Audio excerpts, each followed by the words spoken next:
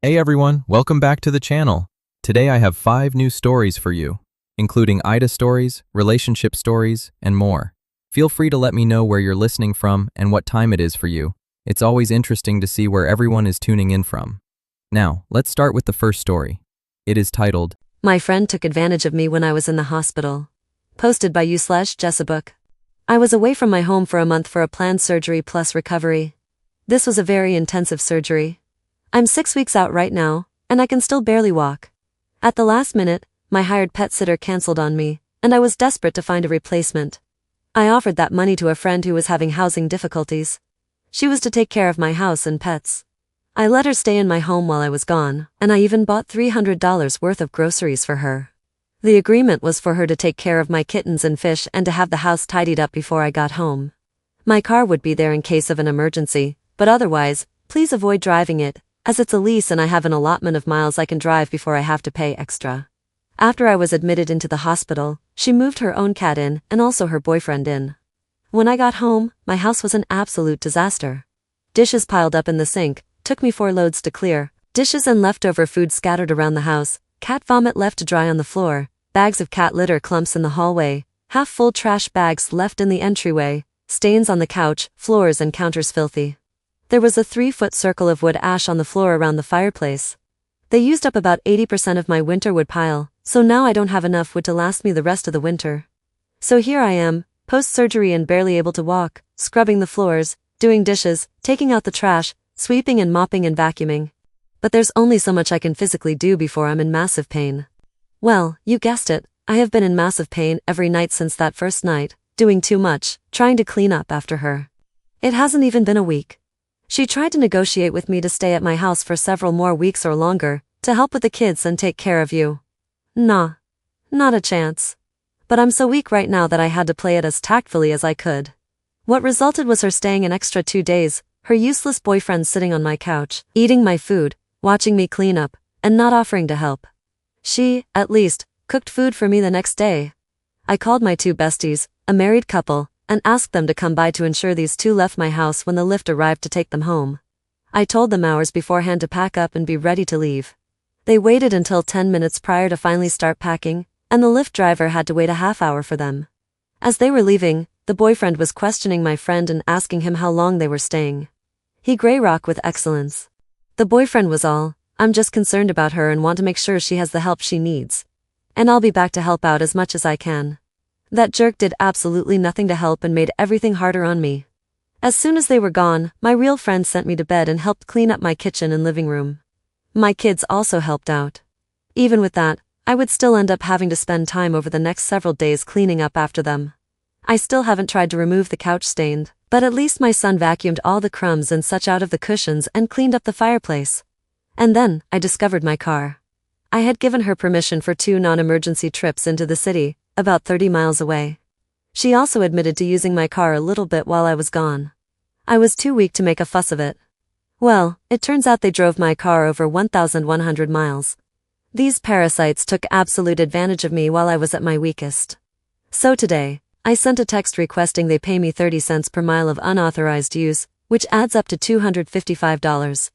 I'll either get some money back for my troubles, or I'll scare them away so badly that I'll never have to see them or deal with them again. Either way, it's a win. Top/relevant comments. Commenter.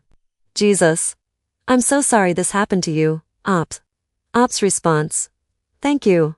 It's hard for me to enforce boundaries even when I'm at my best, but I'm trying to get better. I have been learning and practicing ever since I divorced my cheating ex.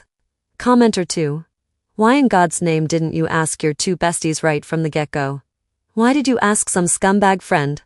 Ops response. Yeah. They asked me the same thing.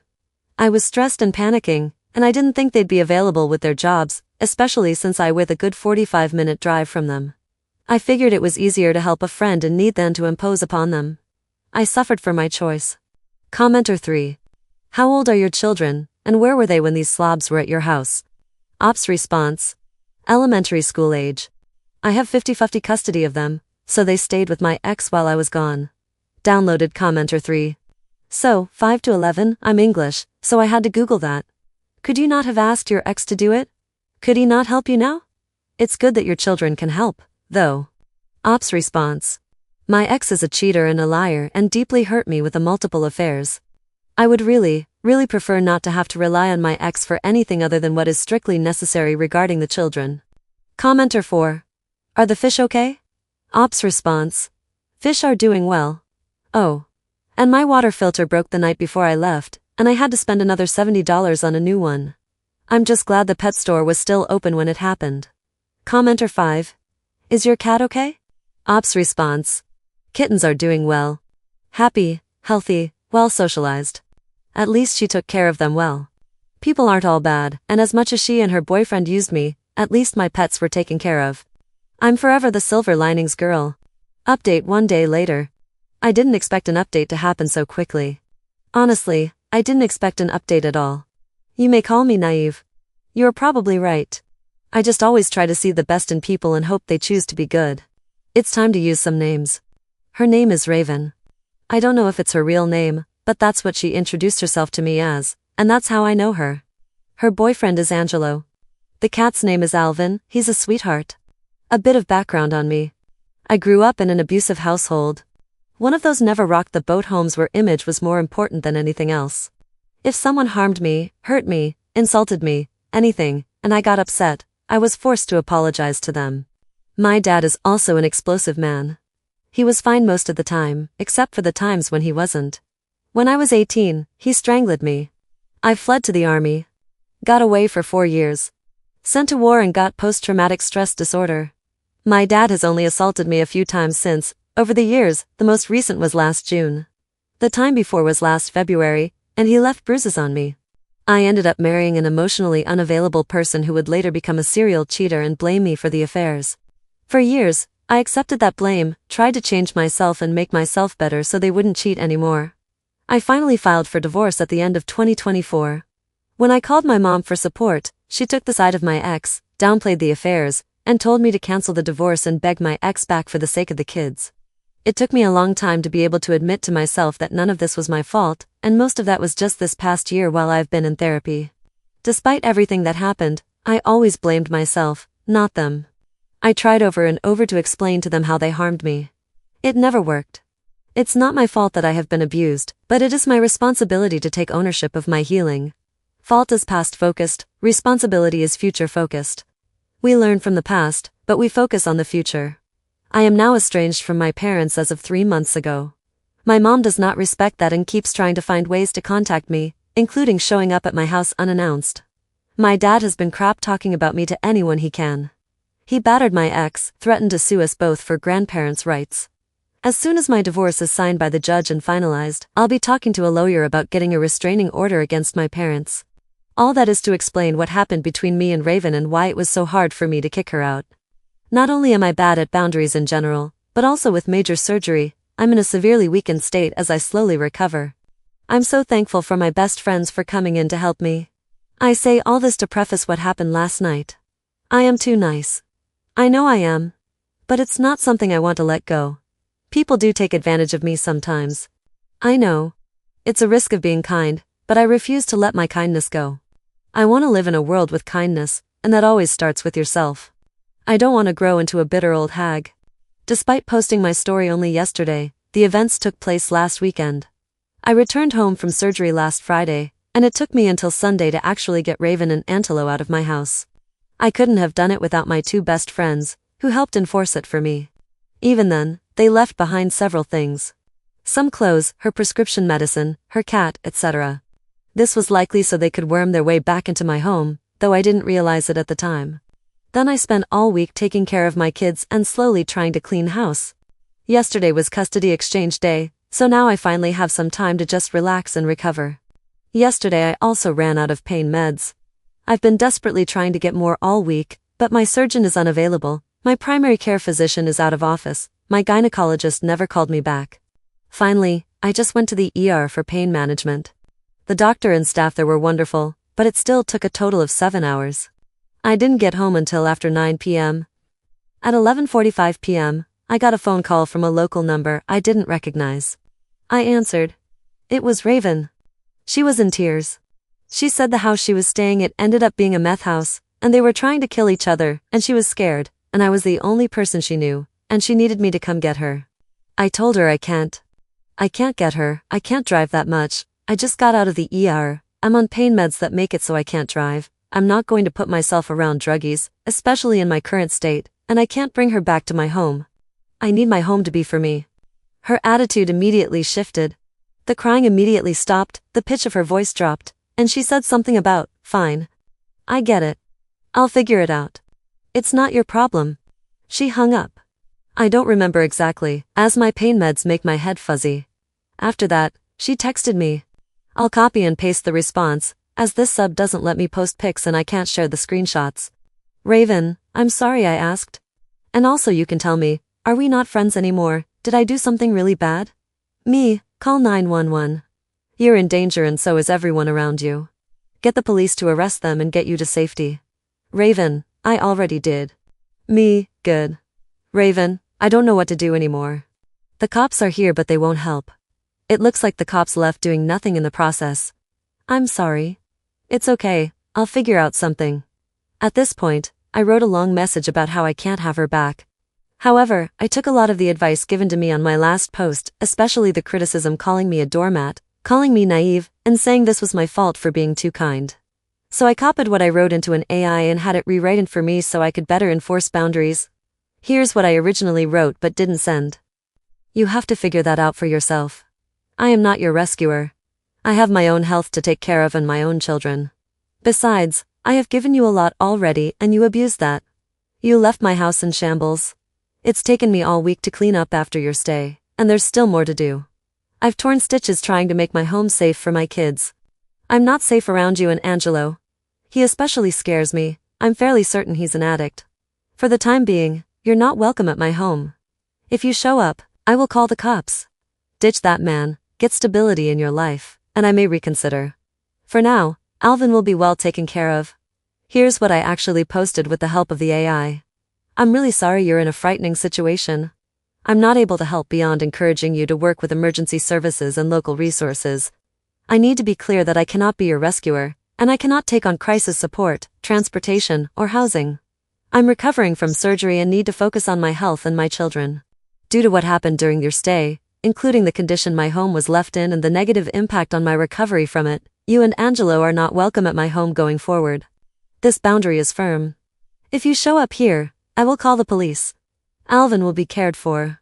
I wish you safety, but I can't be involved beyond this. Raven, so the stuff I left I can't get back? Not even my cat? Me, again with AI help, please send me a list of the personal items you want returned and an address where they can be shipped. I'm not able to arrange in-person pickup. For Alvin, I will coordinate a drop-off at a vet or shelter, and you can retrieve him from there. If you have a preferred vet, please let me know. Otherwise, I'll select one. Raven, the stuff I don't care about, can you please just drop my cat off, but I can get him. And I'm sorry that I didn't take care of the house well enough, just please don't throw my cat away. Can you just drop him off at local vet, like on Monday? Whatever time I'll be there, just don't take my cat away from me. And that's it. I spent the rest of the night so scared they would show up to my house anyways. I already have PTSD from the army, which leaves me super paranoid that people are going to attack me and harm me. So whenever conflict comes up, I end up spiraling and panicking about it, imagining scenarios over and over. Fortunately, my anxiety meds help. I locked all my doors and windows. I eventually fell asleep at 1 a.m. I've been up since 5.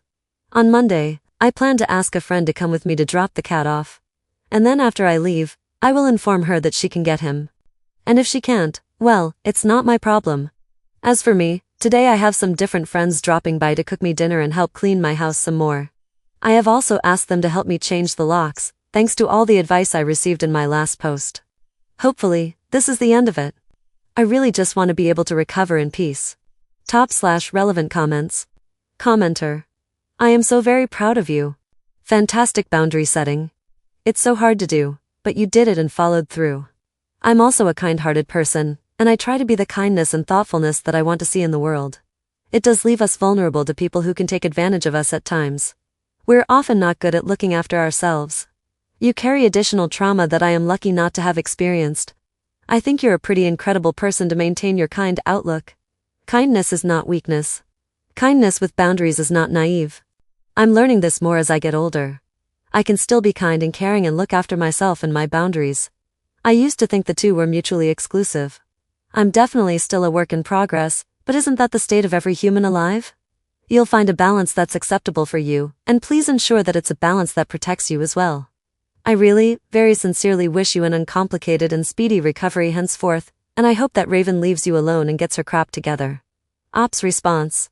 Thank you so much. It's okay to be a work in progress has been my mantra for the past year. Commenter 2. Please don't drop that poor cat off at the vet.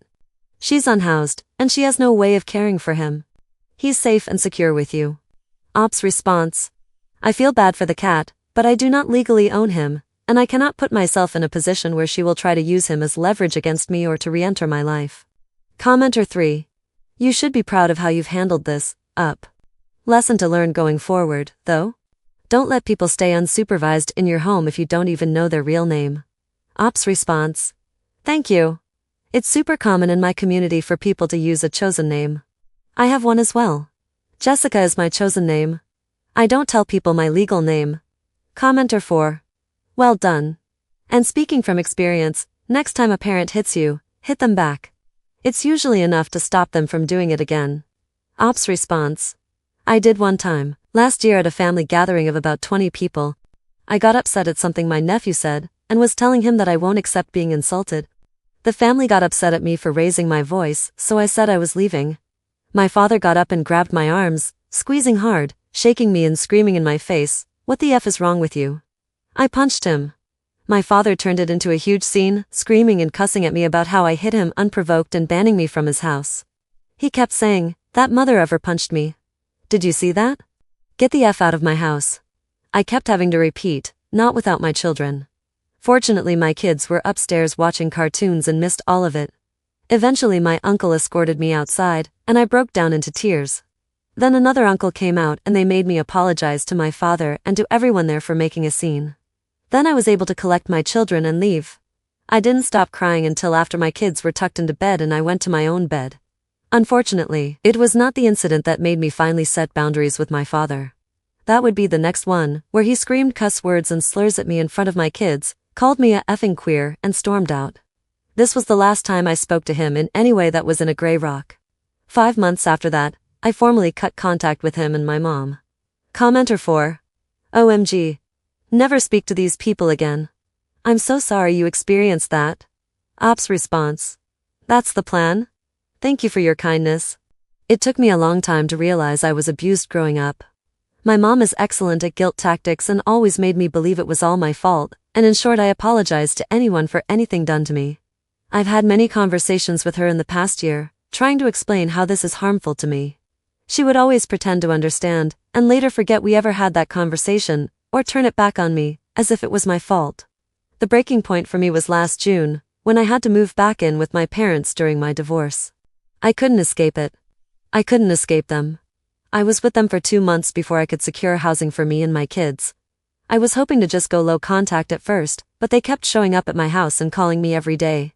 And every time, my mom would be asking me why I'm not talking to them, and if I'm really going to abandon them, and please just don't take the grandbabies away from her, and September I was extremely suicidal. I'm surprised I survived it. October I cut contact with both of them at the same time. I blocked them on my phone. By the end of the month I was having random cousins I haven't spoken with in years reaching out to me. November I received the first letter in the mail from my mom. Then I started seeing her on my security cameras while I was at work. December I started getting emails, forgot to block her there. I haven't seen or heard from them yet this month, but as soon as the judge signs the divorce papers and I'm done paying my divorce lawyer, I'm going to look into another lawyer for getting a restraining order. Op adds an edit to her post. To answer some of the same questions that keep coming up. Yes, I have cameras. Yes, I am changing the locks, but I haven't been able to do so yet. I didn't get home from the emergency room last night until 9 p.m., and I'm not in a position where I can keep running errands all day. I went to the grocery store this morning, and that took about everything I have out of me. I have friends coming tonight to help. Yes, I have a credit monitoring subscription set up, and I will be going through that when I have the time and energy. There's only so much I can do in a day before my body shuts down.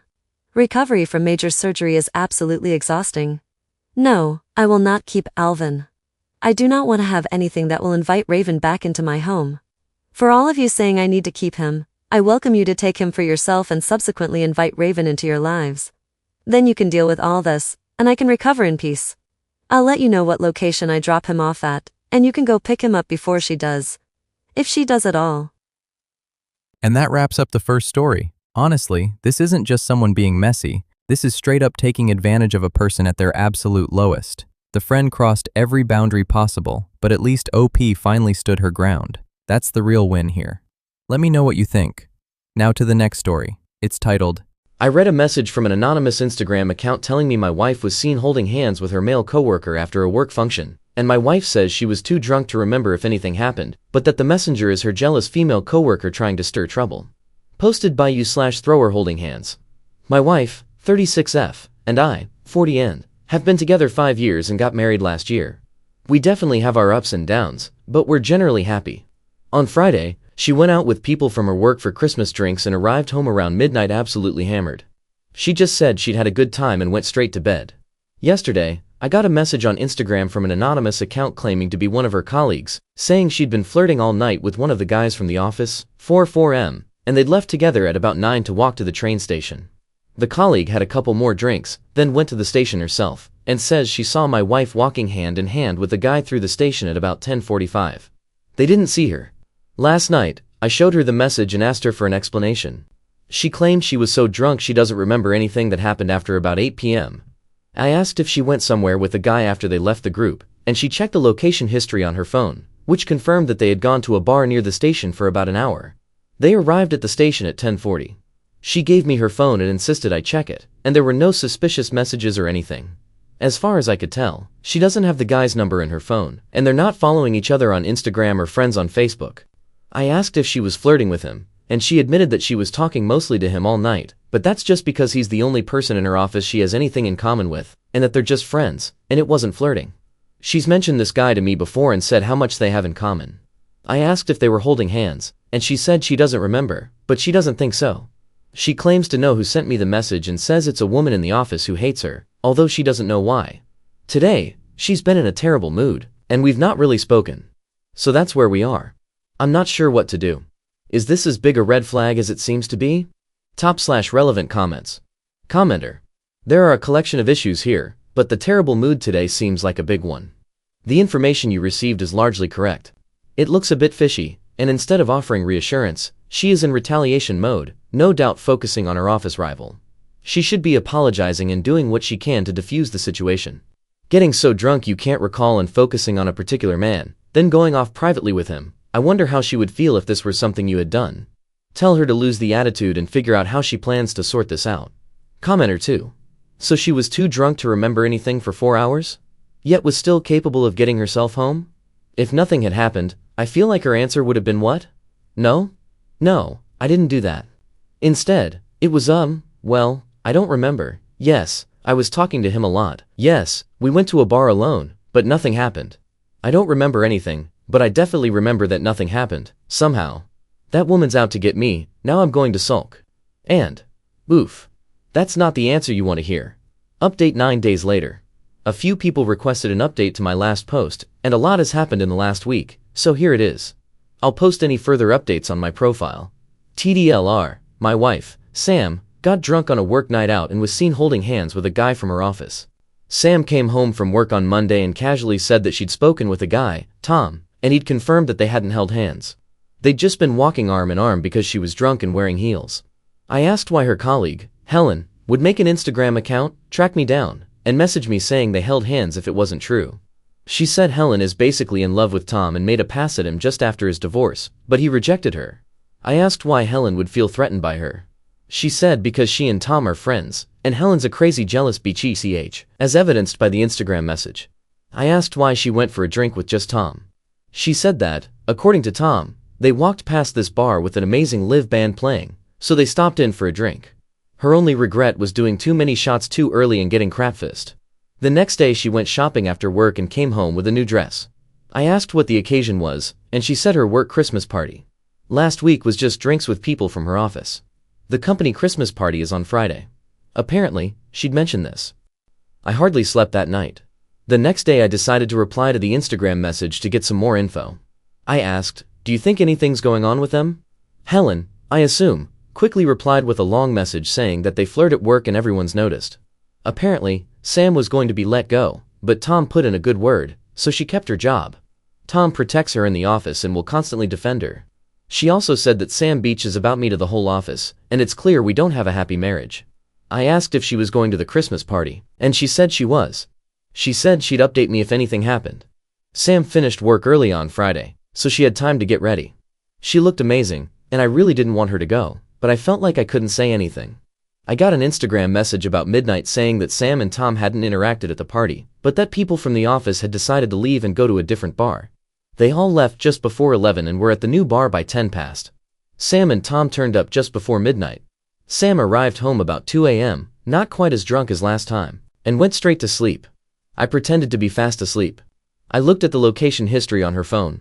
After leaving the venue, she'd taken a 3-mile detour to a residential street, stayed for half an hour, then gone to the bar. I sent the address to Helen. She didn't reply until the next morning, when she said it was Tom's house. When Sam woke up, I just asked her straight out if she cheated on me with Tom last night. She angrily denied it. I told her that I knew she'd been to Tom's house. She accused me of spying on her, called me controlling, and said she was going to stay with her sister. I demanded an explanation, and she said she went to his house so they could smoke a joint before heading to the bar. Then she stormed out. She wouldn't reply to my messages or answer my calls all day Sunday. I called her sister, who said she hadn't seen her, but she texted me later that she'd spoken to Sam and she was okay. Sam came home yesterday morning. I asked where she'd been, and she just said she couldn't do this anymore and wants a divorce. She went to start packing some clothes while I tried to get her to talk to me. I asked if she was leaving me for Tom. She once again denied anything inappropriate had happened between them, but said my jealousy was the final straw. It's clear I don't trust her. I'm controlling. I take her for granted. She's deeply unhappy. Has been for a while. So she's gone. It looks like I'll be spending my first Christmas alone. I have no idea if she was telling the truth or if it was an affair. Weirdly, I'm not feeling too bad today, so maybe this is for the best. Top/relevant comments. Commenter. She did the hard part for you. She is 100% full of crap. Best of luck to you this holiday season. Commenter 2. I understand the possibility of a jealous coworker making up a story to get someone in trouble, like she claimed. But when your spouse brings that to your attention, you'd think it would be smart to maybe not go to the guy's house alone within a week. She knew the relationship was coming to an end and didn't care. Second update 20 days later. Once she was gone, Sam blocked me on all her social media and refused to return my messages or answer my calls. I ended up traveling to the other side of the country to spend Christmas with my parents. On Christmas Eve, Sam came home and took more of her stuff. I watched her on our security cameras. I tried phoning her, but she ignored my calls. Christmas wasn't great, and my parents were both shocked and in denial about what had happened. They had no idea we were having issues and insisted Sam would come to her senses and come home. Eventually, I just said she'd met someone else. I returned home on the 27th. I've been getting sporadic updates from Sam's sister, just letting me know she's alright but without any details. Before all this happened, we'd made plans to spend New Year's Eve at Sam's favorite bar in the city. I went on my own, but she didn't show up. On Tuesday night, I received an Instagram message from Helen saying that Sam and Tom had arrived at work together in Tom's car. I didn't bother replying. On Wednesday night, she sent another message saying Sam was poisoning the office against her, and that Tom was pushing up her management to transfer her to another office or get rid of her. She begged me to do something. I texted Sam and said we needed to talk, but she didn't reply. So the next day, I called her work switchboard, gave a fake name, and got put through. I could tell she wasn't happy to hear my voice, but she agreed to meet up after work at a local pub and talk. I got there early, and she arrived 25 minutes late. She apologized for ignoring my calls and said she still cares about me and wants to end things on good terms. I said, just tell me the truth. She promised that she wasn't having an affair with Tom, and they were just friends. She admitted that they talked a lot in the office but insisted it wasn't an emotional affair. She understands why I was suspicious after the Instagram message, but said I should have accepted her denial and trusted her. She has a lot of male friends, but she felt like she couldn't hang out with them because I'd get jealous. I pointed out that I've never told her not to hang out with anyone, but she said I'd be in a mood whenever she'd hang out with a guy friend. She feels like we only got married to try and fix a relationship that was already broken. Our conversations have devolved into small talk, and we've drifted apart. I said I'd heard that she and Tom arrived at work together. Sam said she went to Tom's after I accused her of cheating and knew it was over between us. They spent the weekend together and agreed that they'd make a better couple than we did. She needed me to know that nothing happened between them until after she'd told me she wanted a divorce. And now they were together. And she wanted me to hear it from her before I saw it on social media. Tom was waiting outside for her in the car. All I could do was stand up and walk out. Sam texted me saying she knew I was upset, but not to do anything stupid. I blocked her number. I'm not gonna lie, it was a rough night. The next day I was just numb. Didn't really do much. Over the weekend, I dug out our marriage certificate so I can start divorce proceedings. I've no idea what to say to Helen, so I haven't replied. I think the plan now is to try and find a new job closer to my hometown. I moved across the country to live with Sam, and I've never really felt settled here. I also don't want to run into her and Tom around town. Luckily, we rent. This will probably be my last update unless something miraculous happens, so thanks for reading. Top/relevant comments. Commenter. She's lying her bum off. She could have gone to anyone's house to spend the night, but she went to his. She didn't decide that they'd make a better couple until after you called her out on it. She was cheating the entire time, got caught, and lied. It was emotional and physical. Now she can blame you for everything. It's all your fault because you're insecure and didn't trust her. Complete BS. Commenter 2. Hey man, I've been through similar, and I have known a bunch of people who have as well. Let me tell you that your experience is very typical for someone on the receiving end of a cheating spouse. It will drive you crazy because you will never know the full truth, but your wife was almost certainly having an affair for a while with this guy. Very typical behavior for cheating spouses is to shift blame off themselves to justify their affair, i.e. blocking you everywhere, acting like your controlling behavior drove her to this guy, minimizing your entire relationship, trashing you to anyone who will listen, etc. They will also almost never tell you the truth or admit to the affair, no matter the evidence. They will continue to lie, excuse, and gaslight. Be glad this happened now rather than after wasting more years of your life with this person. They are gone from your life and have written you off. They have told everyone they can think of that you're awful in an effort to protect themselves if accusations of their infidelity come around. Move on, minimize contact, and come to terms with the fact that you aren't going to have any further honest communication with your ex. Get therapy. Life goes on. Third update 4 months later. My soon-to-be ex-wife is pregnant and has suggested to her friend that it's mine. The only way this is possible is if she's had our final frozen embryo implanted without my permission. If that's what she's done, then either the IVF clinic haven't asked for my sign-off, or she's somehow convinced them that I've granted permission. When I left our shared house in January, I couldn't find my passport, so it's likely she has it. I'm waiting for a call back from the clinic, but I'm freaking out and want to get an idea of the potential consequences. Could she get sent to prison? What will happen to the clinic? What happens when the baby arrives, considering the circumstances? We're in England. Thanks. Edit. I've finally spoken to the clinic manager, and it seems this is all down to my own stupidity.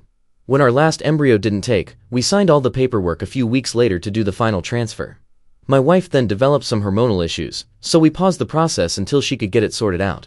Then, for various reasons, we decided not to proceed with the transfer, which she told the clinic. Apparently, they just paused the process for up to 3 years in order to protect our deposit, and the consent forms remained valid. My wife had the transfer 6 weeks ago. Fourth update 4 months later.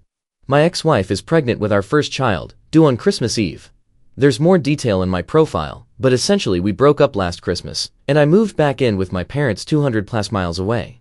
She started a relationship with a coworker, which caused so much drama at her work that in February she reached a mutual agreement to immediately resign in exchange for 6 months' salary. The relationship ended, and she used the settlement money to restart the IVF process we'd paused years earlier. When I found out she was pregnant, I contacted the IVF clinic, who explained that the contracts we'd signed at the start of the process were still valid, and they hadn't done anything wrong. I disagreed, and thanks to the advice and recommendations of our legal advice-ook, I hired solicitors specializing in clinical negligence and contract law. They managed to negotiate a settlement with the clinic in lieu of legal action. My ex and I ended up with about £80,000 each after fees.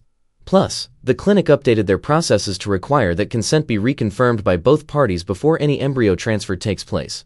For the last 4 months, I've been in regular contact with my ex, discussing settlement negotiations and traveling down south for scans. When I asked why she did it, she just said that she knew this was her last chance to have a baby, and when she came into some money, she took it as a sign that she should go ahead with the embryo transfer before I remembered to withdraw consent.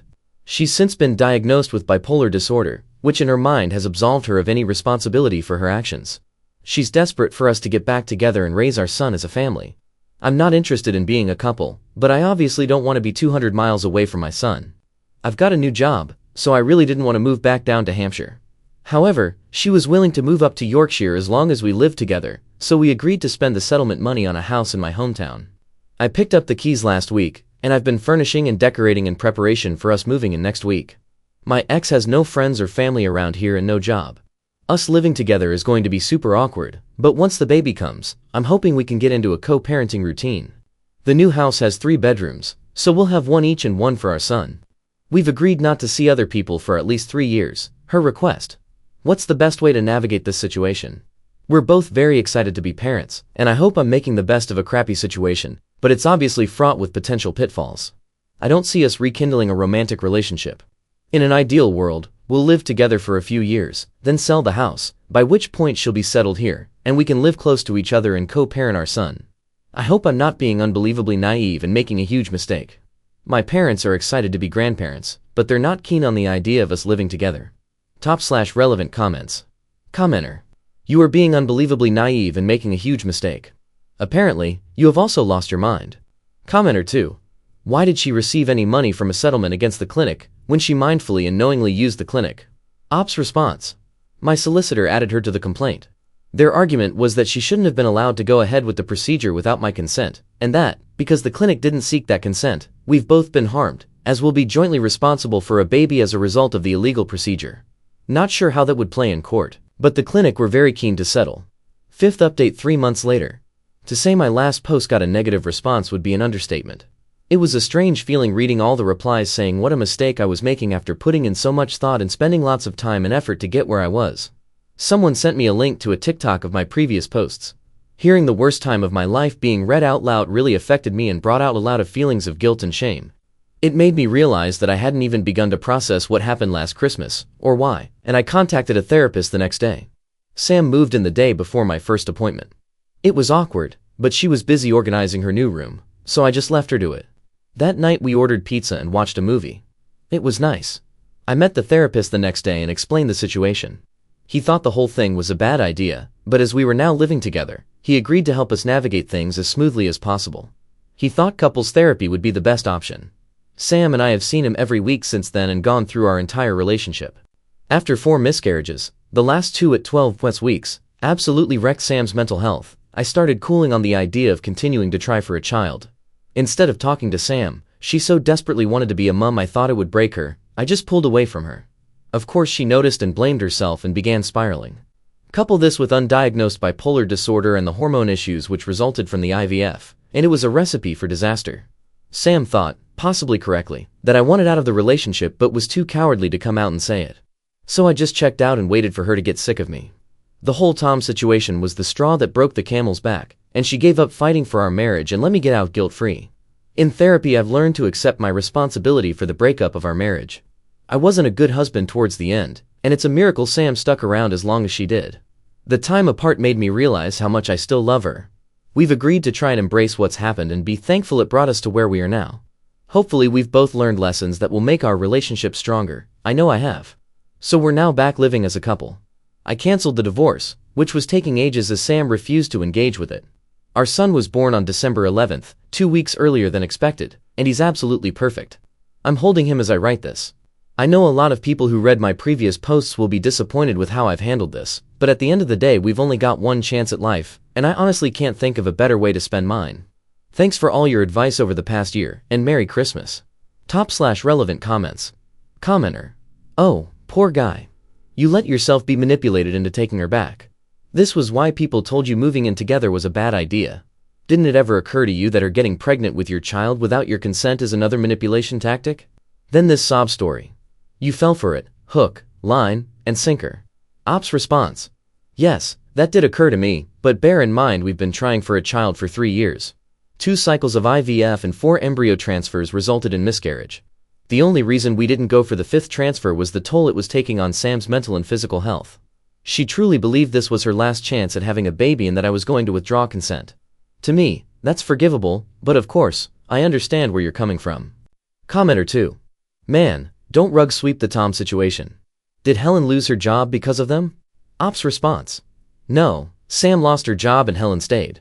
Tom didn't step in to save Sam, which caused a huge argument and led to them breaking up. Tom moved to a new company a few months later. 6th update 5 months later. My wife gave birth to our son in December. She suffers from untreated bipolar disorder, and after Christmas, she developed severe PPD.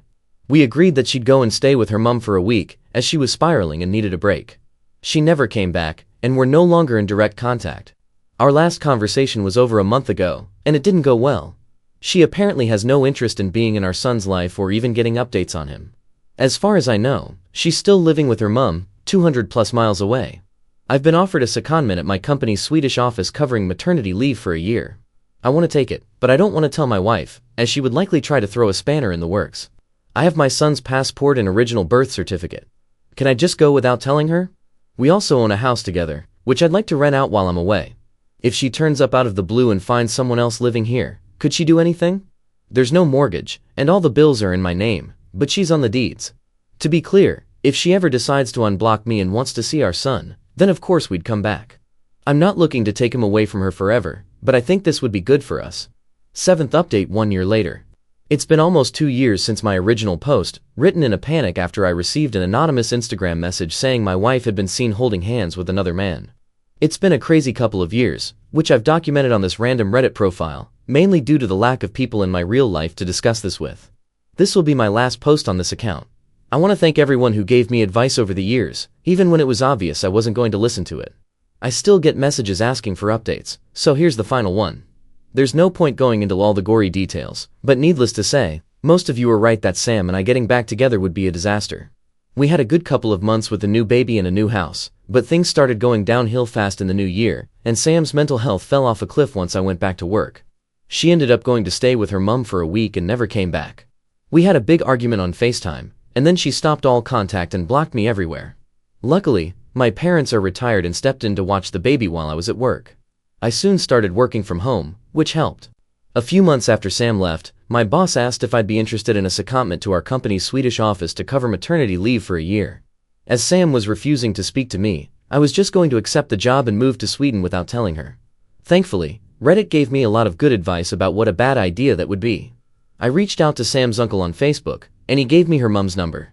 She was pleased to hear from me and filled me in on just how bad Sam's mental health had become, culminating in a manic episode that led to her spending 2 weeks at an inpatient facility. I explained my side of the story, and a few weeks later she'd managed to convince Sam to meet with me, so I drove down with our son. It was the first time Sam had seen either of us in about 4 months, and for the first time since we got together, I didn't feel any love for her. I didn't feel anything except resentment. Not even pity, and she was acting as pitiful as possible. Her refusal to interact with our son made my blood boil.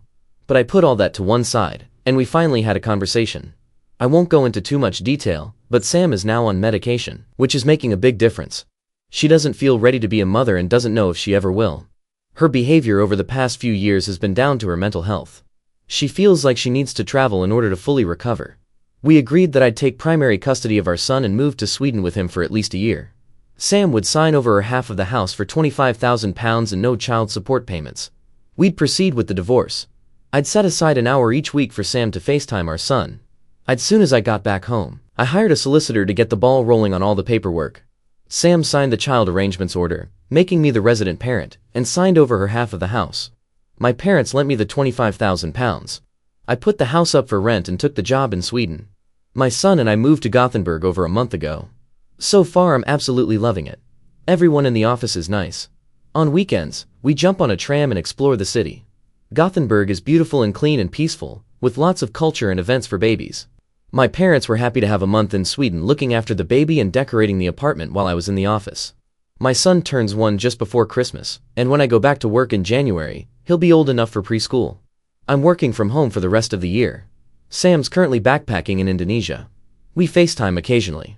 Not every week, but apparently the signal over there can be spotty. When Sam's not available, we FaceTime with her mom. Reading my previous posts today makes me cringe. They were written in a deep depression that I wasn't even aware of until I was on the other side of it. Sam was my first real relationship. Before we met, my life was miserable. After we got together, my life was perfect for a while, or at least so much better it seemed perfect.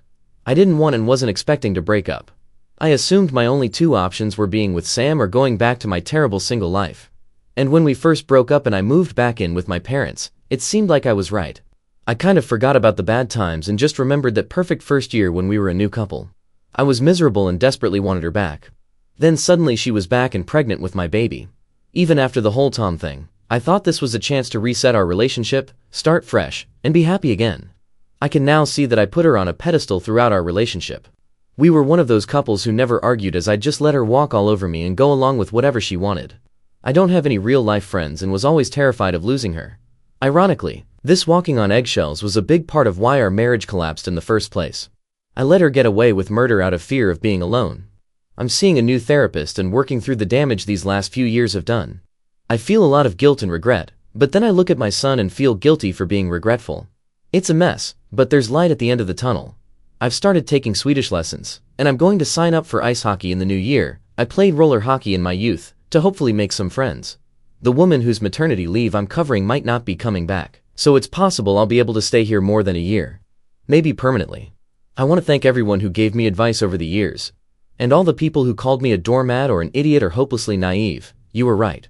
Reading back through the thousands of comments over the last few months has actually helped me move forward, so thank you. /relevant comments. Commenter. I'm so glad to hear you're doing better.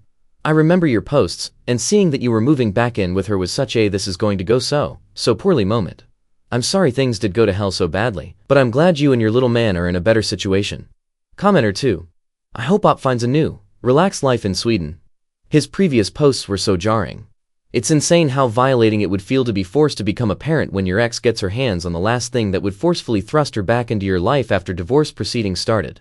What a horrible day to forget to withdraw consent immediately from an IVF clinic. It might not be SA, but it's pretty up there in terms of how traumatic such a revelation would be. I get why he was unraveling mentally so much after this. Now he can't ever fully shield himself from her, because they're tied together by the shared child until death. It's hard to be rational when you feel like your choices were taken from you. This whole saga is just sad, and I hope he can build something that feels more stable and loving in his new environment and be a good dad to his child. Commenter 3. Sam was desperate to be a mum, and then ran away. I truly hope she travels forever and leaves Op alone. Having a son is probably the best thing for Op. He seems to love being a dad. Selfish Sam will probably want to disrupt his peace in a few years, demand to get back together. Yeah, she didn't not remember. She just didn't want to admit what really happened. Going to another bar alone, stopping by his house, then moving on with him right after? That's not coincidence. That's a pattern. He kept second-guessing himself, but in reality, the signs were there the whole time. Let me know your thoughts about this story in the comments. Now, on to the next story titled, My fiancé's mother is trying to control our wedding, and my fiancé lets her. Posted by you/nervousbride0.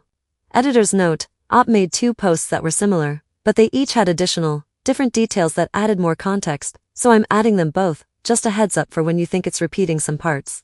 Post 1.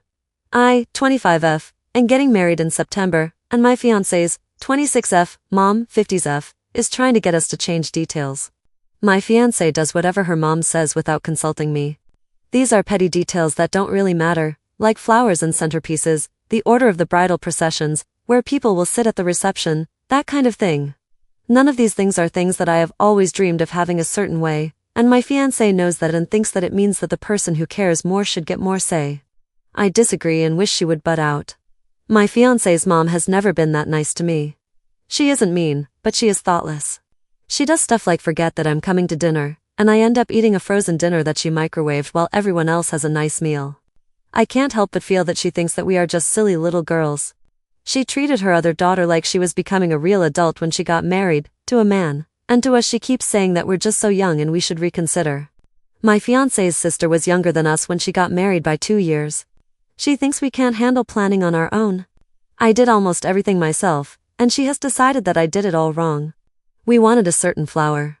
She insisted that this type of flower wouldn't hold up in the heat, it's a late September evening wedding, and it won't be that hot, and she tried to have it changed. The entire color scheme is based on this flower, so I said no. My fiancé and I fought about the stupid flowers for a whole weekend. The latest thing is that she disagrees with the bridal processions. Obviously, there are 2 brides, so things won't be 100% traditional. We found a way that we like. My future mother-in-law hates it and thinks it will confuse the guests. She's been calling her family members that are involved in the bridal parties to try to get them on her side. I just want her to stop and accept that the plans have been made. My fiancé loves her mom and thinks she's the best at everything. She thinks that because her mom was an event planner for a couple of years in the 90s, she knows more and should be given the reins. I'm sick of it, and I fantasize about pulling a Lorelai Gilmore on my own wedding.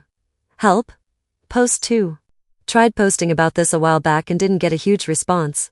Someone said that this sub is very active, and that I might get some advice here because it involves the woman who will become my mother-in-law. My fiancé and I have a date to get married in September. Anyone who has planned a wedding knows that changing things at this stage is difficult and expensive. It's not stopping my future mother-in-law. She loves to say nothing is written in stone. I started keeping a journal of what she's tried to change. From memory, without consulting it, the flowers, the bride's people, the order of the procession, the layout of the seats at the ceremony, my dress, the photographer, and some rules we decided to implement for the ceremony. Long story there. I should mention that we are both women. My future mother-in-law hasn't been overtly homophobic, but I suspect that it affects how she views us, whether she realizes it or not. It's nothing concrete. I just sense it based on a lifetime of developing instincts for this stuff. She is dismissive of us and treats it like it's not a real wedding. I think she thinks of us as silly little girls who are playing house. She didn't treat her straight daughter this way when she was married to a man, and my future sister-in-law was younger than us when she married her husband. That wedding was regarded as the event that ushered her into adulthood.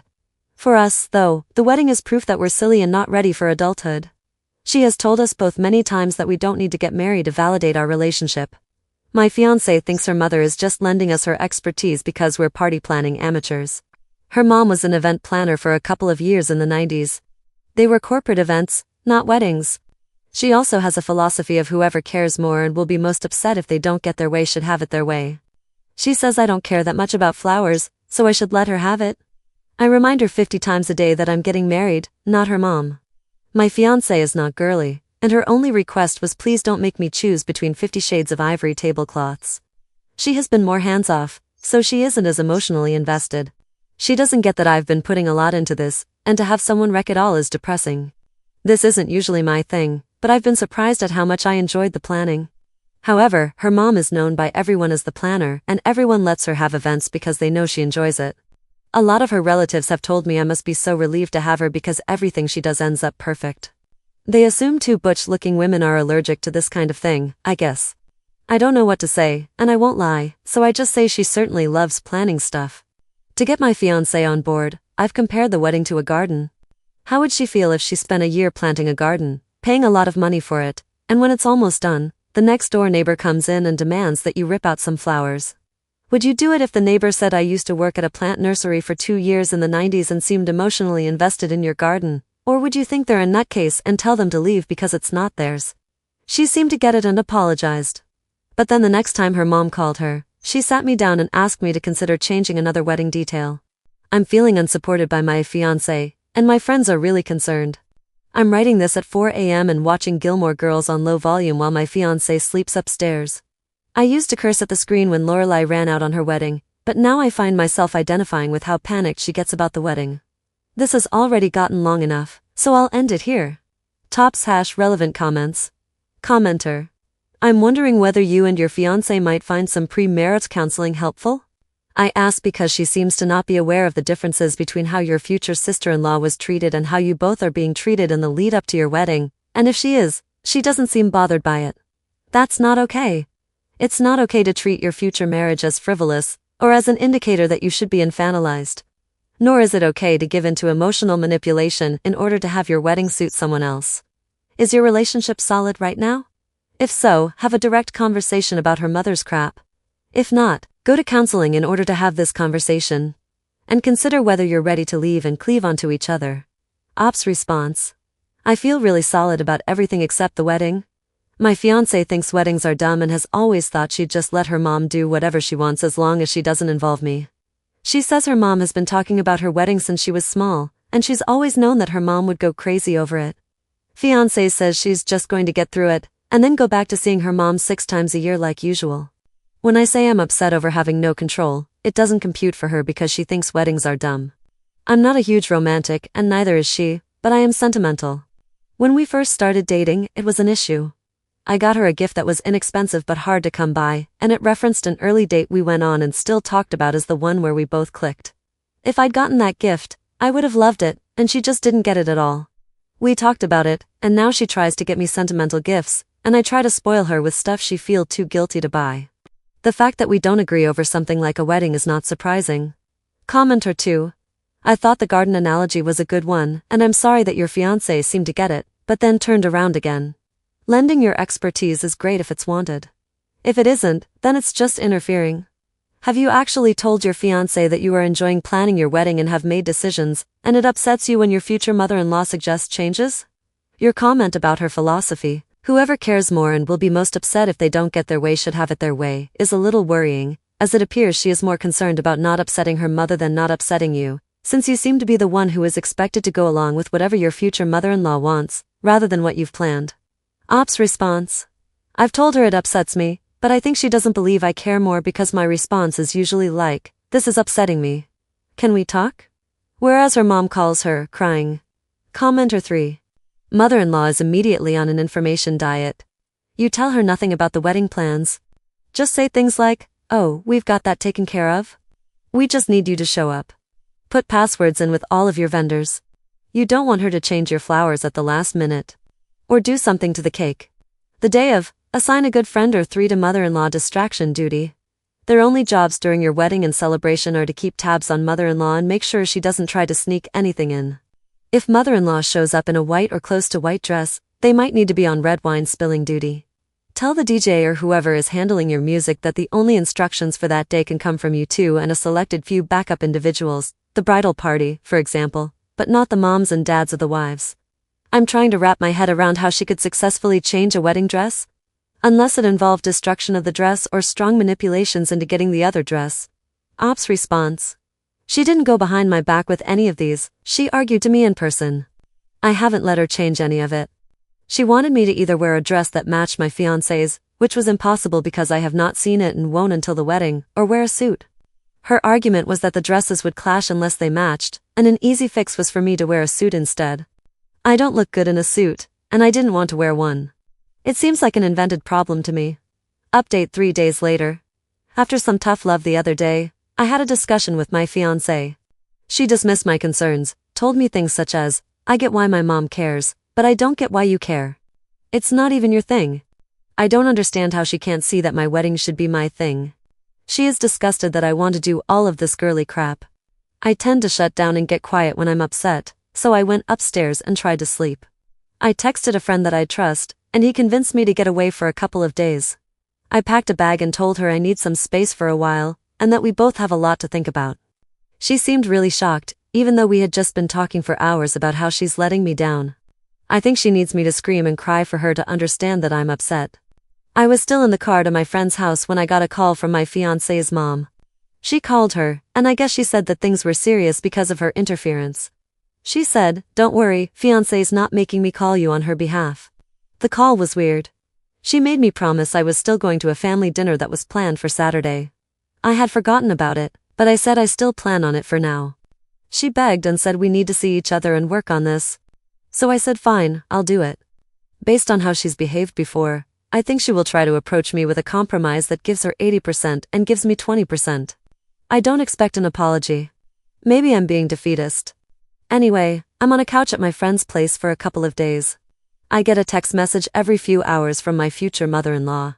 An example, you have chosen very tasteful flowers. I think they'll be beautiful and you were right to ignore me. With rainbow heart emojis added. I think she's worried the wedding might not happen, and she's freaking out. I haven't responded to any of her texts. I have 13 right now.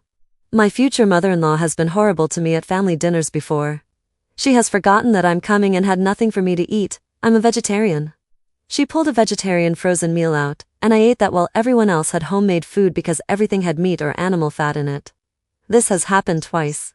Other times, I've had to eat side dishes, which was fine, but they didn't have a place setting for me and dragged a rickety old chair from another part of the house to the table while I stood there awkwardly.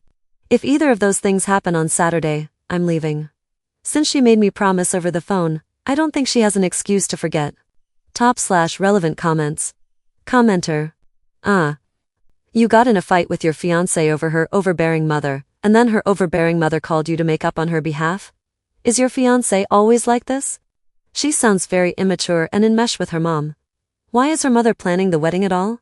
It's not her wedding to plan. You really need to figure out if you guys are ready for marriage. Your fiancé sounds like she is not ready to be an adult. Does she even want to get married? It sounds like you should cancel the wedding and postpone it until you can fix your serious, glaring red alarm relationship issues. This is not how your married life should start. You threatening to leave is not how wedding planning should go. This is sad. Op's response. Until the engagement, I never really dealt with her mom, and she never texted me until a couple of months ago when she didn't like something about the wedding. The only communication was either in person or in a group text. She definitely never called me to try to fix things between me and my fiancé. I've heard more from her in the past 3 weeks than I have in the entirety of my relationship with her daughter before that. Commenter 2. I get why my mom cares, but I don't get why you care. It's not even your thing. I think this one statement says more about the relationship than any of the other red flags. There is so much packed into those 2 sentences. 1. Mom's feelings are more important than Op's. Just going by this, it sounds like the wedding is more important than the marriage. She wants what she wants, and what she wants is what mom wants. 2. Significant other doesn't know Op very well, or why she would care. Why she would care? It's her wedding too. Of course she should care. Okay, not everyone has an interest in linens or favors. But when someone does show interest, how can you say why would you care? About their own wedding planning? For example, while planning our wedding, I was surprised at some of the things my husband was excited to plan for. He cared way more about the flowers and centerpieces than I did. He made several appointments to go over the flower choices, rearranging the order, etc. Seeing that excitement made me happy, not confused. Sure, I may not have expected it, but it never crossed my mind to think why do you care? That's girly stuff. Op's response. I know you didn't intend it to, but this made me cry. I realized that it's how I would react. If my fiancé was into the flowers, I would find it endearing, and I'd want to squish her face. Commenter 3. She made me promise I was still going to a family dinner that was planned for Saturday. I had forgotten about it, but I said I still plan on it for now. She begged and said we need to see each other and work on this. So I said fine, I'll do it. You are walking into a trap. Park far enough away that no one can block you in, so you can bounce. Please heed me on this. They are going to try to strong-arm you on this. Second update 1 week later. As a reminder, my ex-fiancé and I are both women. Last time I posted I said I was going to a dinner with my then future in-laws. You guys were right to convince me not to go. I'm just going to call my ex-fiancé's mom Famil to keep things simple, but I have no idea if I'll get married to her or if our relationship will survive this. I cancelled dinner, and Famil was very upset about it. I didn't feel right playing happy family while I wasn't even sleeping at my own place because things were so bad. I think she knew about all of it based on how frantic she was about the cancellation. She sent a lot of texts and started calling me about 5 times a day, which I ignored. Ex-fiancé and I had Monday off, so I decided Sunday would be a good time to talk. I arranged a time to talk and went back home. I said that I am calling off the wedding because I don't feel ready. I said, I'm not saying never, just not now. We have some work to do if we ever want to get married. I won't go into the whole conversation because it took place over many hours, but she first got nasty and sarcastic and mean before suddenly bursting into tears and telling me she knew she had been horrible to me and she didn't know why. She said an ugly side of her was coming out lately, and she was ashamed of herself. We spoke about that for a long time, and I said I'm willing to work with you on that as long as you work on yourself. She even agreed that we are nowhere near ready to be married.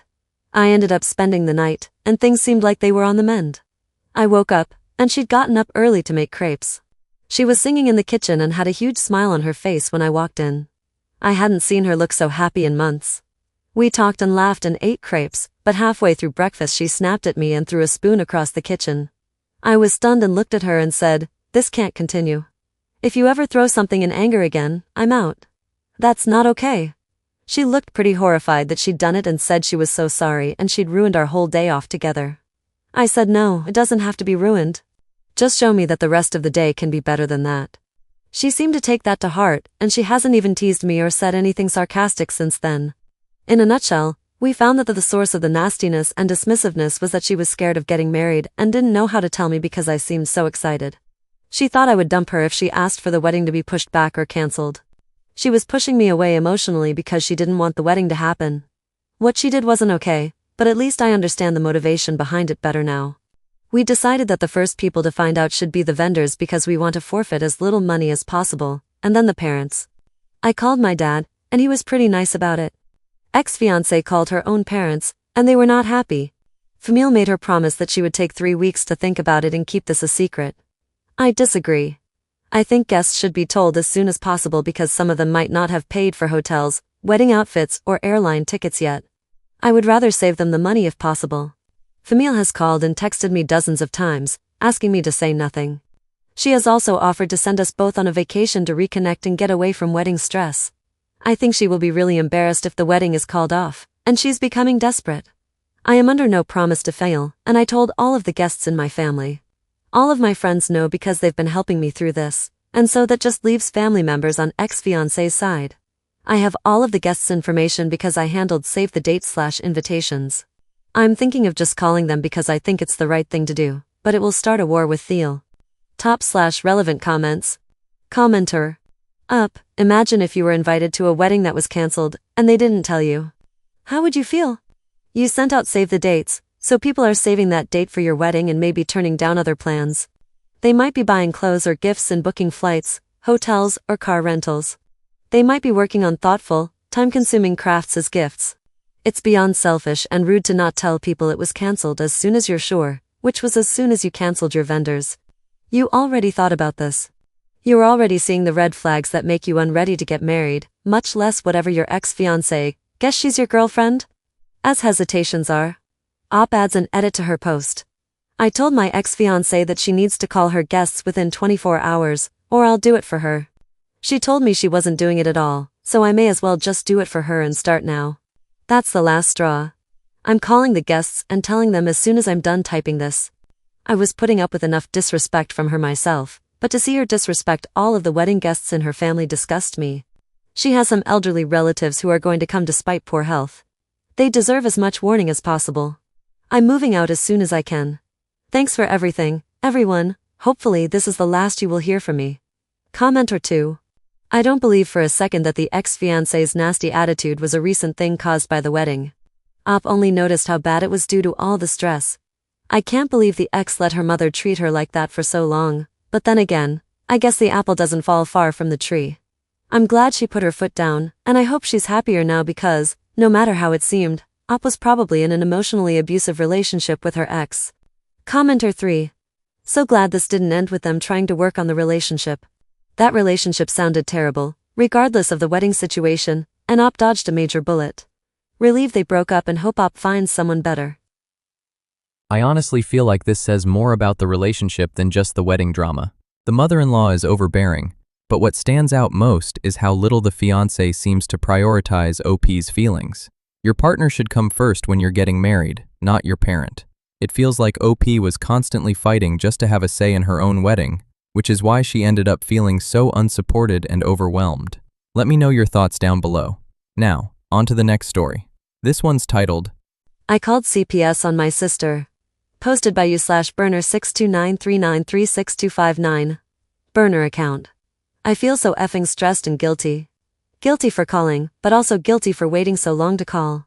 I also called animal control, and they will be at her door in a few hours. I'm in college, and the new semester just started, and no way am I going to be able to focus in class today. My nibblings are severely neglected.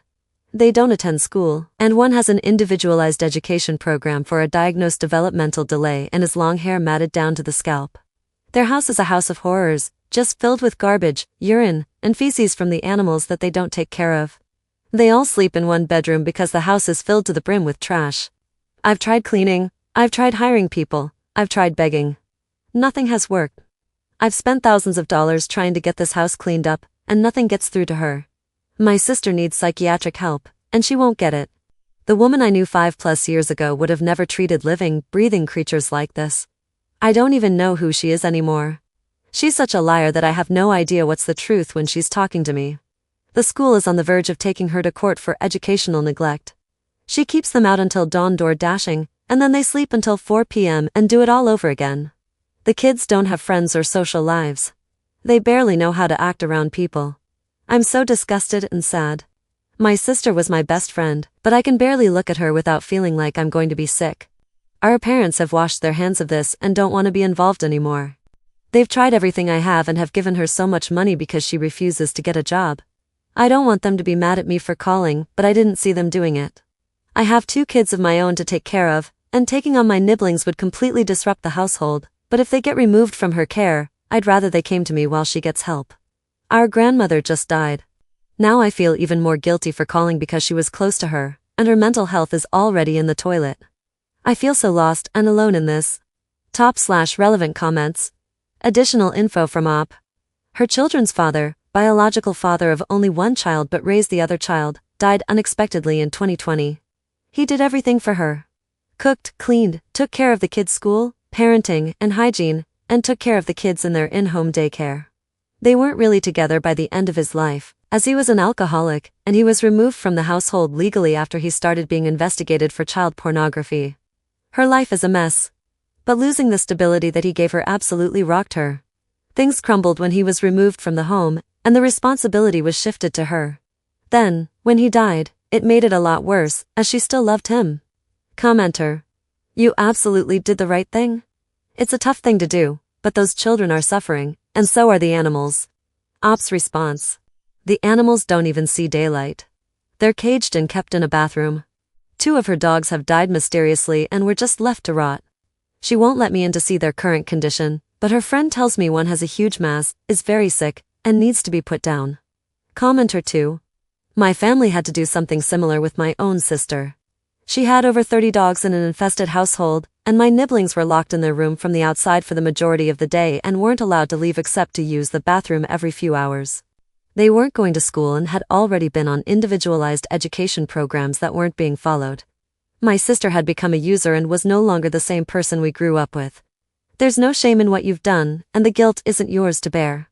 Those children need the best chance to succeed, and the environment they are surrounded by right now isn't it. You made a hard choice, but it was the right one for those kids. Op's response. Wow, that sounds so similar to our situation. She did have 4 dogs and 2 cats, but they have been mysteriously dying over the last few months. She now has 2 dogs and 1 cat. Her children aren't locked in their rooms, but they aren't able to go out with friends or have friends over. They are very isolated from the outside world. I don't know how people can think these behaviors are okay. How broken can your moral compass be? Commenter 3. If there has been such a radical change, it's possible that she got postpartum depression, or even psychosis at this point, after the last birth, wasn't diagnosed, and it settled in. Did the change of behavior occur after the birth of one of her kids? If your sister is a danger to herself or others, you don't need her approval to have her admitted into a psychiatric hospital. Op's response. Her children are 9 and 13. Her children's father died a year and a half ago, and while she was unwell before then, his death really rattled the entire family. He did cooking, cleaning, and made sure the kids went to school for 10 years. When she started having to do it herself, everything was just chaos. So, while I believe it's not the entire reason, it is at least a huge piece of it. I just want her to get treatment. Commenter 4. He did all the housework? What did she do? Op's response. Basically nothing, if I'm honest. They had an in-home daycare, and he did all the work with that too. Commenter 5. The only concern is that you didn't do this sooner. Those children are being severely neglected. Op's response. Things didn't come to a head until about a year ago. I have spent thousands of dollars cleaning and hiring people to help her. I thought I could fix her. I wish I had called sooner, but it took a lot of detective work and money spent on my part to get to this point. Update 1 day later. Since people have been asking to be brought along for the ride, I have heard absolutely nothing about animal control from my sister or from the animal control officer that I spoke to. He was going to stop in Monday morning, and it's now Wednesday afternoon. I'm not sure if maybe he did stop in and nobody told me, but there's nothing really to update there. I've also not heard anything about DCF or CPS. My sister's best friend has been keeping me updated on what's happening. She has also been trying to clean up her house and has been driving 2 hours to bring my nibblings to school so that my sister doesn't need to. I do not agree with this, though I am glad that they are going to school. I told her friend that she needs to not bail her out, because if she can't do these things without her, then we're not really helping her. I've been right where she is. She is basically me 6 months ago. Her best friend is not only driving 2 hours, both ways, to help my sister, but she has taken time off of work to clean her house. I don't think she can get very far on her own, but my niece somewhat has a bedroom floor now. She's also been sending me things to post on the marketplace to sell, including a rabbit enclosure that I had no idea she had. That one mysteriously died as well, I'm told. The kids have gone to school the last 3 days, late, because of my sister's friend. I fear she is just making the problem worse by doing it for her, but at the same time, the kids need to go. It's such a hard place to be. She told me that my sister is still sleeping, and it is currently 2 p.m. because she was door dashing all night. I don't know how she plans to keep this up. Thanks everyone for the kind words and advice. It's been so nice and encouraging to read through. You have no idea how much it helps. Second update 2 days later. My sister is very upset with me because I told our mother that her children aren't going to school, even after the meeting she had with the school telling her she has until the 19th to clean up her act or they're taking her to court for educational neglect. My mother wasn't happy with her and called her and told her off, to which my sister told her to lose her number. She is still not speaking to me, but she will get over it.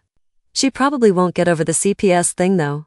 I haven't heard anything from them or from animal control, and she hasn't said anything about it. So it's still a waiting game. The school made a plan with her to have the kids at school at 7:15 because she told them the problem is that the kids don't want to go and be watched when they walk in, because she is constantly late bringing them to school and they're walking in midday, and every day this week they have been at least an hour and a half late, despite her best friend's efforts. Her best friend has been keeping me updated on things, and she has been driving 2 hours each way in order to bring the kids to school. When she stayed the night, she slept in the garage because the smell of urine and feces was so intoxicating. Her best friend went back home last night to get some rest before she starts work again tomorrow. She took a week off of work for my sister. It's currently 9:30 a.m., and I haven't seen her location move from her house, so I know that her kids are probably not going to school today. She told me getting up wasn't the problem, but her best friend told me she's been staying up all night door dashing and sleeping until 2 to 3 p.m. while she brings them to school. What is her plan now that her friend went back to her own life? Her best friend is where I was a year ago. She thinks she can fix her. She bought the kids new clothes for school because none of them fit, and has attempted to clean her house. She spent 12 hours cleaning and has hardly made a dent. She found 2 huge dead rats in common areas that the dogs have been peeing on, probably to mask the smell. I'm so effing disgusted. She told me her kids are not going anywhere and to stop rearranging my house for them, but she is not doing anything to make any changes for her kids. I want the kids here so badly. Top/relevant comments. Commenter. Where is the kid's father? He should be notified of what's going on. If he's a good dad, he will fight for them. Even if calling CPS doesn't work, take a video of the trashed house and send it to the news and post it on YouTube, Facebook, and Twitter, saying mom refuses to clean up after her kids. Watch, it will be a complete 360 after this. Ops response. I have another post if you go to my profile, and I talk about it. The man who raised my nibblings was removed from the home 2 years ago for child porn allegations, which he says he was cleared of, but, to which he then promptly dropped dead in the street. Literally. The biological father of the older child hasn't seen him in 11 to 12 years and doesn't care too. Op adds an edit to her post. I have just called CPS again. I gave them all of the new information that I have from her best friend, as well as sent them pictures of the kids' bedrooms. There is a pellet gun on the floor in one of the pictures, and I'm sure they won't take kindly to that. I also told them about the moldy, unusable fridge, broken oven, cake urine and feces all over everything, and the huge dead rats that were found. I hope they get in there quickly. Commenter 2. What a wonderful aunt you are. Are you able to care for them yourself? Sadly, it seems that you're a better parent than their own mother. I would hate to see them go into the system because of an irresponsible mother, when they have a loving aunt standing by. Ops response. I'm in nursing school, work, and have 2 children of my own. I want them to come with me, but I'm worried about my sister turning my life upside down and needing a restraining order or something. I don't know if it would be better if they went to a neutral place. If all of that is happening, I won't be able to focus on my studies. If I don't do well in school, I'm failing my own children. So, it's all a big old mess. Up to another commenter. I'm hoping they will be allowed to be placed with me. If she has the choice, she might say no just because she is angry with me. We are usually very close, but now that I'm pushing her, she is shutting down on me. Op adds a second edit to her post. I called and spoke to the school. She did not get them to school, and ignored all of their calls, texts, and emails. She didn't even bother to tell anybody that they weren't going. This is against their agreement and doesn't bode well for her. The front desk lady seemed frustrated as well and seemed very well informed of the situation. They've really given her every opportunity to get them to school. She is still giving me the cold shoulder. I texted her and asked if she needed me to bring the kids to school tomorrow and that I'd give them breakfast. Nothing. The principal's supposed to give me a call back at some point, and they will potentially start doing welfare checks with the police when they don't show up. I am one of the kids' emergency contacts, and so they were more than happy to talk to me and seemed on the same page. I asked earlier this afternoon about doing one today, and it seemed like they might since I requested it. I have yet to hear anything, so I'm not sure if they did or not. I'm going to call and do the same thing tomorrow on my lunch break at school. I won't give up. Commenter 3. So hold on, why hasn't CPS realized these kids aren't being taken care of? Good lord. Ops response. My sister is really good at dancing around the truth. She hasn't allowed anybody in the house. At this point, they will need a warrant. Commenter 4. Did CPS ever visit after the first call? How were the living conditions then? Also, how did she know you called? Ops response. No, they didn't. She's been on their list for a good year and they've never gone in the house. She fostered a baby for a little while, a whole other story, but the baby is no longer there, and she had every excuse in the book why they couldn't go inside, and they just let her. Commenter 5. Any updates? Ops response. Her friend is now unsending all of her Facebook messages. I'm guessing something happened. Third update 1 day later. I'm not sure if I should keep making new posts, or add on to the ones I've already made? Someone let me know, Lo, I don't know how this works. I called and talked to the school for the second day in a row. She did not get them to school yesterday or today, and slept through all phone calls from them. I watched her location, and she got home at about 6:30 a.m., and it hasn't moved from there. I'm going to start calling my sister's best friend Janice. Janice called my sister from 7 to 9 this morning until one of my nibblings answered the phone. They said they'd been trying to wake her up for an hour, and she wouldn't get up to bring them to school. Janice says they brought the phone to my sister, and Janice told her to get her ass up. My sister lied and told her she brought the kids to school yesterday, and she'd do it today. Spoiler alert, she didn't. Janice is upset that she's been lying to her, but I think she's always lied to her, she's just realizing it now. Well, fast forward a few hours, I start getting a notification for every message that is being deleted by Janice, incriminating my sister. Dozens of messages, including pictures. Luckily, I had most everything saved already at that point. I asked what she was doing, and she ignored me for a bit, and then I get a call from her. She's crying and upset and says, "What did you do?" I played completely dumb. Apparently, my sister called her ripping mad, screaming, saying that CPS got involved and hung up on her. She thinks Janice is the one who called. I do feel pretty bad about that. I have no idea if they showed up or if they called, but it didn't sound good. She has an inspection coming up, but we are unsure of when. I wish I knew what went down. All I know is that they mentioned the things Janice had told only me, so it'll come back to me eventually. It doesn't sound like she let that on to my sister. If somebody showed up to her house, I'm sure she refused to let them in, which is an obvious red flag. Her porch looks terrible, and there's trash and feces all over outside, so I'm sure that was another rock in her sack. We have our grandmother's funeral tomorrow morning, and if she gets her ass up at bed at 8:30 tomorrow morning, doubtful, it's going to be one awkward family reunion. Janice is also going. I'm crapping bricks. Top/relevant comments. Commenter. So Janice is trying to cover this up to save your sister? Am I understanding that right? If that's the case, she is complicit in the abuse. Full stop. Ops response. Yes, and I think she's starting to realize that I'm using it against my sister. Commenter 2. So Janice is more worried about how this makes your sister look to CPS than about what it's doing to her kids? She was totally fine with everything that's going on, to the extent of being willing to share it with you, until it can be used by CPS? She's more upset about your sister lying about taking the kids to school than she is about her not taking the kids to school and living in filth. Sounds like a bad person. Ops response. Her priorities are definitely messed up. Op adds an edit to her post. I just messaged her other close friend, who also happens to be a social worker. She's helping me get in touch with their social worker. No, the friend hasn't seen the house in a good year or two. Fourth update 1 day later. She did not make the funeral. Janice drove 2 hours to drag her out of the house, but she refused to go. Now Janice is cleaning up her house while my sister does absolutely nothing. I told her to just give it up, but she thinks she's doing what's best. The DCF inspection is bright and early Monday morning. Janice is doing what she can to hide the evidence. They're both more worried about figuring out who called and the kids' well-being. I'm beyond disgusted. Janice thinks she's being a good ride or die friend, but I do not see it that way. I wish I could never talk to either of them again, but my nibblings don't deserve to be isolated. Thanks for listening to my woes. Fifth update 1 day later.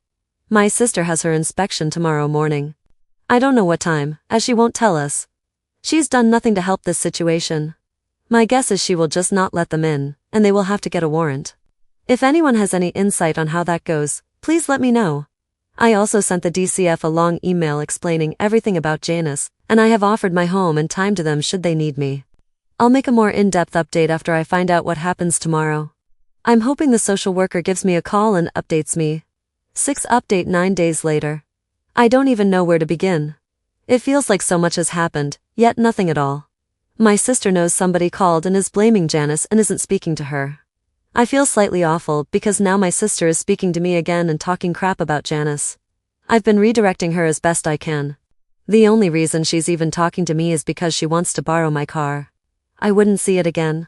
So I've been just saying it's at the shop, which isn't a lie, but I can pick it up anytime. I just haven't had the time with school and work, but I'm not telling her that. She only talks to us when she needs something like picking up her vape juice and giving her money or a vehicle. I'm trying so hard for these kids, and I just feel like I'm getting nowhere, besides poking the bear. For now, I'm saying let's make the best of it and can get some help, but she's yet to make any effort. The only people that know I called her are Dad, my partner, and her friend Caroline, who is actually a DCF worker. She's been so helpful through all of this and trying to help me help the kids, in a way that won't cause her to lose her job. And all of you. My sister did not go to the funeral as expected, and she has a meeting on Monday with the school to discuss the kids' truancy again. This was her deadline to start going before they took her to court. I've been calling the school every day, and they've not gone once since Janice stopped bringing them, day 3 of their deal. It's been a few weeks now. They know my phone number now and greet me by name, LOL. My sister managed to dodge her DCF worker 2 days in a row, once she rescheduled, and second, the worker rescheduled. The house still looks horrendous. I dropped off Operation Happiness gifts and food, and I couldn't even get past the front door. It was a dark, dingy, dirty, stinky cave. She's still in denial and says, Janice called DCF on me over moldy zucchini. She's dead to me. Actually, she's just plain delusional. There's no way she can actually believe that, not when I've seen her house and smelled them all. She even craps on Janice for her cat and kittens and how at least there's not crap and piss at her house. There is. A lot. She just doesn't leave her bedroom. She's not put in a single gram of effort into cleaning her house, but she has spent lots of time trying to figure out who called on her, which is just disgusting. I've told her friend Caroline everything, and she has been trying to talk to her, but my sister has been lying through her teeth to her, which is unhelpful because I've told her absolutely everything. She said she may have to write her own report based on the things I've told and things she's noticed. She gave my information along to my sister's social worker and said to expect a phone call soon, as it's being made a priority. My sister is going to be pissed. I've been dropping hints to her about seeking treatment and easing her into the thought of her kids coming to my house. She's still vehemently against it and says they are not leaving her house under any circumstances. Unfortunately, she does not have that choice, but I need her to comply with our plan once they do get taken. I have no idea how she's going to react, and I'm terrified. Especially terrified for her children. She is not going to make this easy on them, and if she has to go to court, she will get a copy of the affidavit on it that will have my name and exact report that I made. I'm not thrilled for that, but for now, I'm just denying it until I can't anymore. Thanks again for listening to my woes. /relevant comments. Commenter. Honestly, I would let her believe it's Janice. Don't say a word about it, because you need to be there for those kids. Maybe see if you could convince her to let the kids have a sleepover at your house? Just to give them a break and get them into school, and just in a clean environment. You're strong for what you're doing. Don't back down for the sake of those kids. If their mom isn't in their corner, you need to be. Commenter 2. Good luck, and remember you are doing the right thing. Your sister is ill and does not realize how sick she is. Update us if you can. 7th update 3 years later. 2 years ago, I posted that I called CPS on my sister. The post blew up, and I ended up deleting it because I was afraid my sister would see it with how popular it was getting. I still get messages to this account asking for updates. Everyone was very helpful to me blowing off steam about this, so I feel like I owe everyone an update. It's not great. We have to be careful about what we say and do so that we can still have access to the children. My sister is a textbook narcissist, and she has manipulated them so completely. Here's some background to jog our memories. Porterhouse, they needed to all share a bedroom because they didn't have access to the other rooms in the house. The house is a biohazard. Urine and feces everywhere. Dead dogs, yes, plural, and rats in corners that they couldn't find. Moldy and decayed food everywhere and in the fridge. They had to order out for every meal. My mother and I spent thousands of dollars and hours hiring cleaning services, moving companies, and recruiting friends and family to help. My sister sat at the table vaping and scrolling her phone because it was too overwhelming for her. Her boyfriend had died 2 years before this, and that was her excuse for not getting her crap together for her kids. To this day, she says she didn't help because she wasn't ready. We begged her to get inpatient treatment. She took my niece door dashing at all hours of the night with her drug-using friends, while my nephew stayed at home playing video games. Loaded pellet guns were scattered through the house. Absences from school to the point of daily welfare checks, the principal showing up to bang on the door, and my sister being brought to court. Dogs and cats living in squalor, being made to crap and piss in the house. Sister was actively trying to get pregnant. Probably so much more. Yes, I was in contact with the school daily. Yes, I called the police. Yes, I called animal control. They said there was nothing they could do because she wouldn't open the door. Updates as of today. CPS did absolutely nothing. They said that the kids were not in imminent danger, and that there was nothing that they could do. My sister's enabling friend Janice cleaned up the dead dogs and replaced the floors in those rooms before the CPS worker showed up. I told them this. They didn't care as long as it was done. Janice also cleaned the kitchen and one bedroom, making it almost livable so that the CPS worker could see they had a kitchen and a bedroom. Mind you, there are 5+ rooms in the house that they couldn't access, with dead animals in it. My sister didn't allow the CPS worker in any other rooms, and the worker allowed that. My sister has a new boyfriend in the last 4 to 5 months. He is a drug user with a violent and criminal past who is in and out of jail. My sister is nearly 40, and her new boyfriend is 22. Would they get out of this relationship? I am not sure. Neither of them has anything to give. Friend Janice has expressed concerns over the boyfriend's behavior with my 11-year-old niece, i.e., snuggling her alone in the car. My sister and her boyfriend and kids stayed with Janice for a few months after their house became flea-infested and they could no longer stay there. August maybe? Janice eventually kicked them out after they destroyed her house, complained about her asking for help around the house, did not contribute financially, and she needed to keep buying clothes and hygiene products for them all. I have told her to cut her off, but she worried us for the kids. During this time, my niece slept in the car because she was uncomfortable at Janice's, and so she slept in a running car every night. The neighbors called the police multiple times. We all assume my sister lost the apartment, but she is adamant that she hasn't been kicked out yet, only threatened. My mom sent her landlord money and bought another dumpster that is currently sitting outside unused because she is too overwhelmed. My mother is done. They stayed at my mom's for a few days after Janice kicked them out, where my mom bought all of them, including the boyfriend, new clothes. My niece and nephew are now 11 and 16. They have not been to school in over 2 years. After the school got too judgy, her words, she pulled them to homeschool. Our state has no rules or regulations on homeschooling, so there is no reason for her to even fake documents. My nephew is 16 and doesn't even know how many days are in a month. They do not do any schooling, and they have said this to my face. My sister has told us, she will get around to signing them up. My nephew is over 300 pounds with high cholesterol and hypertension. He is embarrassed about his weight and depressed. He sleeps and eats all day. My niece was recently hospitalized after she couldn't walk and was so deconditioned and ill that she couldn't function. She was found to have functional neurological disorder from extreme stress. I went to their care meetings at the hospital, and to be severely malnourished and dehydrated. She told the doctors it just started, but they're not stupid. She was too sick. She sat in that car for too long, that she atrophied and got edematous. This was going on for much longer than any of us know. My sister never brought her to the doctor for fear of being judged. She brings neither child to their primary care physicians anymore. You guessed it, they're too judgy. Eventually, she was worried my niece would die and brought her to the ER. She had to spend 3 weeks there. The hospital had many concerns but did not call. I had meetings with them and also told them all of this as well. I was really hoping that they would, and it would have more weight coming from them than from me. The boyfriend was staying in the hospital room with them, and the staff had a lot of concerns. He gave my niece pepper spray as a fidget toy, so he says is the reason, and it fell out when the nurse tried to help her to the bathroom. My parents are now divorced because of my sister. Our dad wants nothing to do with her, while my mom wanted to continue helping her because of the kids. I see both of their points of view. There is not a good answer. This has been a bombshell in all of our lives. My sister has burned all of her bridges and is door dashing all day for a hotel room.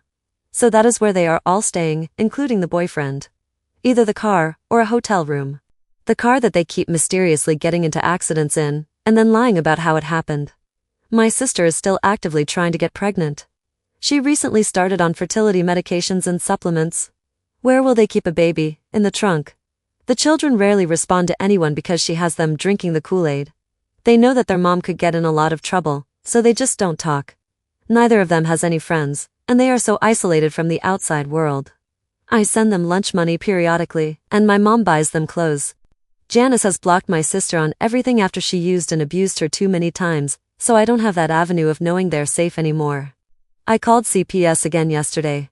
I unloaded on that poor reporter.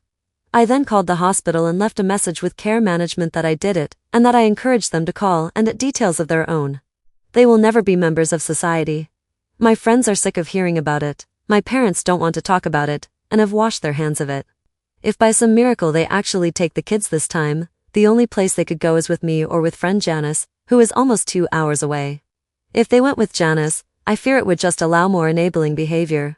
My partner is a stay-at-home dad to our 2 small children while I work 12-hour shifts 3 to 5 times a week, and he is rightfully nervous about adding 2 traumatized children to the mix where he will be the primary caregiver.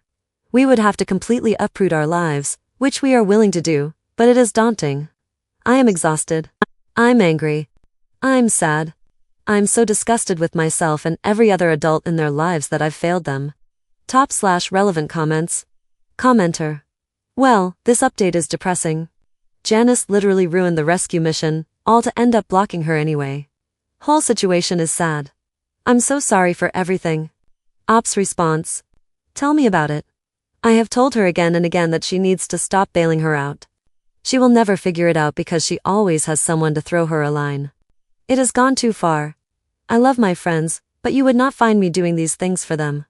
Op to another commenter. I know a few people with connections to our DCF, and I reached out to one of them today. It's just so exhausting. I'm so worried about these kids. Commenter 2. This is just all unbelievably sad. You must be feeling so helpless. Ops response. So helpless. I feel crazy because nobody is acting like the sky is falling, like I am. And that wraps up the story. I honestly feel really conflicted reading this. OP clearly did the right thing calling CPS, but it's heartbreaking how little actually changed, despite how extreme the situation is. It just feels like a complete failure from the adults and systems around them, while the kids are the ones who keep suffering. Let me know what you think in the comments down below. Now for the last story of today. It is titled, My brother and his fiancée of nearly 2 years are planning a wedding that is an etiquette nightmare, and I'm not sure how to handle it. Posted by you/the Dreaming Myriad. This is going to be a wall of text, so I apologize in advance. My Tolly 6F brother Andrew, 22M, and his fiancée, Christy, 21F, have been planning their wedding for over a year now. The date is set for April 25th of 2015. Initially, she had asked me to be a bridesmaid, but after she also wanted my daughter to be a flower girl, my husband to be a groomsman, me to do her makeup and engagement photos as a gift to her and help with details the day of, I felt it was too much on one plate. Also, quite frankly, I can't afford her very specific dress, floor-length ball gown, which she still has not selected, specific shoes, a tuxedo for my husband, a flower girl dress for my daughter, high-quality makeup in her skin tone, and over $500 in photo settings and editing. It's just too much time and money that I don't have. I sat her and my brother down and gently let them know that I wouldn't be a bridesmaid, though I was honored she chose me, because I didn't think I'd be a good bridesmaid with so much on my plate. They seemed sad but took it well and, until recently, had no further problems. Fast forward to this past weekend. They came over for dinner and talked with me and my mom about their wedding plans. I'm just going to sum those ideas up here. They want to have their ceremony outside. We mentioned that it would almost certainly be freezing. On the same date this past year, it was 30 degrees with a 15 miles per hour icy wind and ice rain later in the day. Christy's response was, well, I should be warm in my dress, it's pretty heavy. They have a venue that has plenty of indoor area, so they can get married there in worst case scenario, but they basically have said unless it's snowing or pissing rain, it'll be outside. I'm sure her bridesmaids in their strapless dresses and flip-flops or slippers will love that. As for my 1-year-old daughter, I'm not forcing her to stay out in cold like that in a teen-length dress with no sleeves. I don't know how to politely say, I'm not torturing my daughter or risking her becoming ill because you want a spring wedding in a wintry month. As for the date, they refuse to change it. They've told us that April 25th has no significance, is not an anniversary, and has nothing to do with their relationship. But they will not change it, even though we've gently mentioned, Hey, May should be much warmer and we'd definitely make it easier for an outdoor wedding, especially for your guests. The response is that April 25th is the date, period. The guests don't matter because it's their day. Okay, fine, whatever. We'll bundle up, I guess. Their plan is to have the ceremony under a gazebo-type structure. A very old family friend got some online thing from some fake church so he could marry people. He loves it. We've all known him since we were young, and he offered to officiate my wedding and wrote a wonderful ceremony for a handfasting for my mom and dad's 25th anniversary/vow renewal, all completely for free. Andrew asked said family friend to officiate, and he accepted. Last night we told Christy and Andrew it's getting closer, so they need to meet up with the officiant so he can do an interview. They both asked, why? We explained that the officiant was a close family friend, that's why they asked him to do it, and he likes to get a feel for the both of you in your relationship so he can officiate a beautiful ceremony. They don't want that. They just want a general do you? Do you? You're now married. Okay, that seems to defeat the purpose of a personal family friend performing it, but if that's what they want. Anyway, then we asked what they were going to give the officiant for a gift. They both said nothing. No gift. Why do they need to give him a gift? They're also not paying him, as he's doing it for free. At this point, my mom and I are afraid to hear more. But we need to know what's going on. So after the ceremony, their plan is to go to a wedding luncheon. With a wedding party only. That would include his parents, her parents, me and the hubby, her bridesmaids, his groomsmen, and the flower girls/ring bearer. This would exclude the officiant and all the other guests, including her brothers and sisters, as well as my sister and brother. At this point, all other guests would be told to go get lunch, and I quote, wherever, and we'll meet back here in a couple hours. At this wedding luncheon, at a restaurant in the next town over that's about 20 minutes away, we are all supposed to foot our own bill. Then we drive back, and we, as in my family, including the ones not invited to the luncheon, set up the decor and everything else for the reception because Andrew and Christy will be getting ready. After we get everything taken care of, there will be cake cutting and dancing. And then the end on the wedding. No food, snacks, nibbles, cocktails, nothing like that will be provided during the course of this wedding. Andrew also dropped the bomb that my grandmother, my father's mom, would not be invited because she didn't remember who Christy was at my daughter's first birthday last month. The backstory on that? Let's start with the fact that she's 80. Then let's go on to the fact that she's met Christy once and only once, almost 2 years ago. Lastly, my grandma had 9 kids. Those 9 kids married? They all had a minimum of 4 children. Many of those children are now married and have children. My grandmother has over 65 grandchildren. I don't even know the exact number. I stopped keeping track years ago, about 10 of whom have recently or are about to get married. She's 80.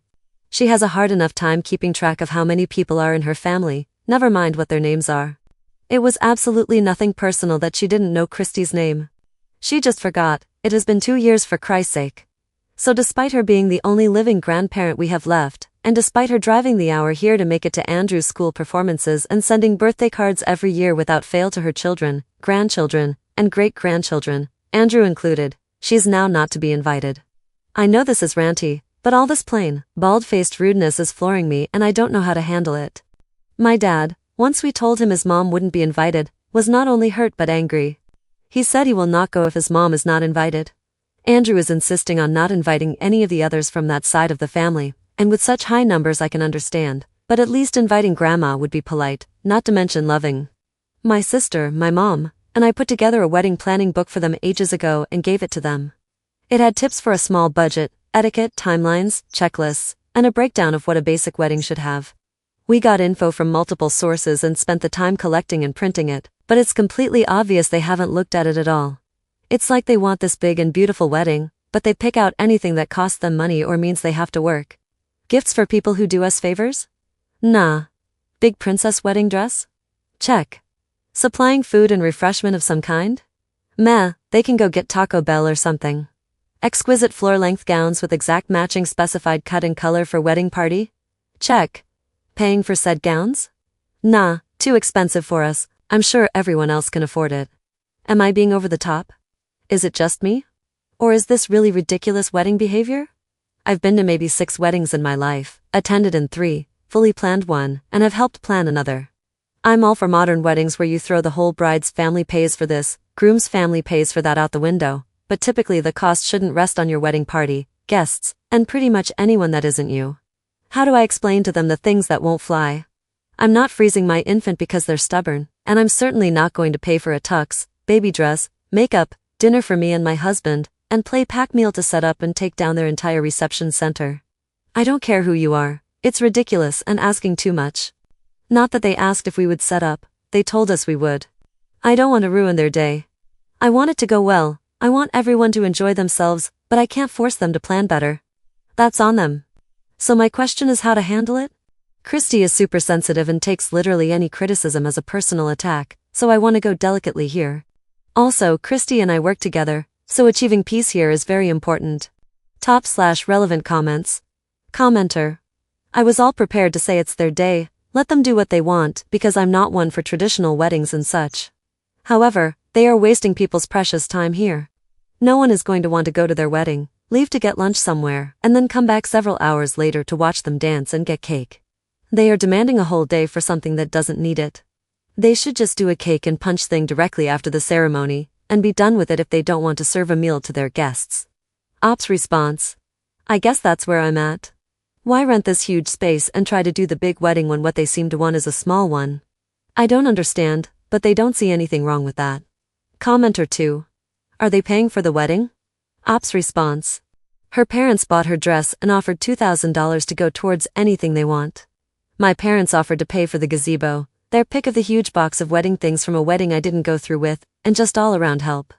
My dad is about to be laid off, so my parents can't afford much, but that hasn't stopped my mom from offering to sew flower girl and bridesmaid dresses, buying fabric swatches of their colors so they always have them on hand to pick out matching wedding stuff, and attempting to help with planning. Commenter 3. This is insane. Have they been hitting the sauce? Honestly, if I were in your shoes, I would tell them your boundaries. Yes, I will help with, say, putting on makeup, but the bride needs to pay for all of it. No, I will not let my daughter be out in inclement weather. As for all the oddities and rudeness you've pointed out, maybe you should let someone else step up and talk with them. As your parents are partially footing the bill, I think they can address at least a few things that involve them. Ops response. Discussing it with my mom, it seems like this is the most reasonable option. Commenter 4.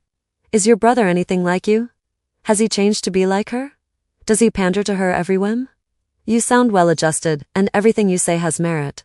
A wedding is their day, true, but attending it as a guest is literally a gift to the couple in itself. You care enough to attend and be a part of it, that's what they should be grateful for. It seems like they only care for themselves, and everyone else is just their cash cow. The two people you've described seem unspeakably selfish. I understand you work with this girl, and he's your brother, but both are young and naive sounding in your post. I am younger than yourself, but older than these two, and I don't consider myself ready for marriage. These two don't seem so either. Well, you can go for the don't make it your problem approach described here. If my 21-year-old sister was acting this way, I'd be laying some knowledge on her.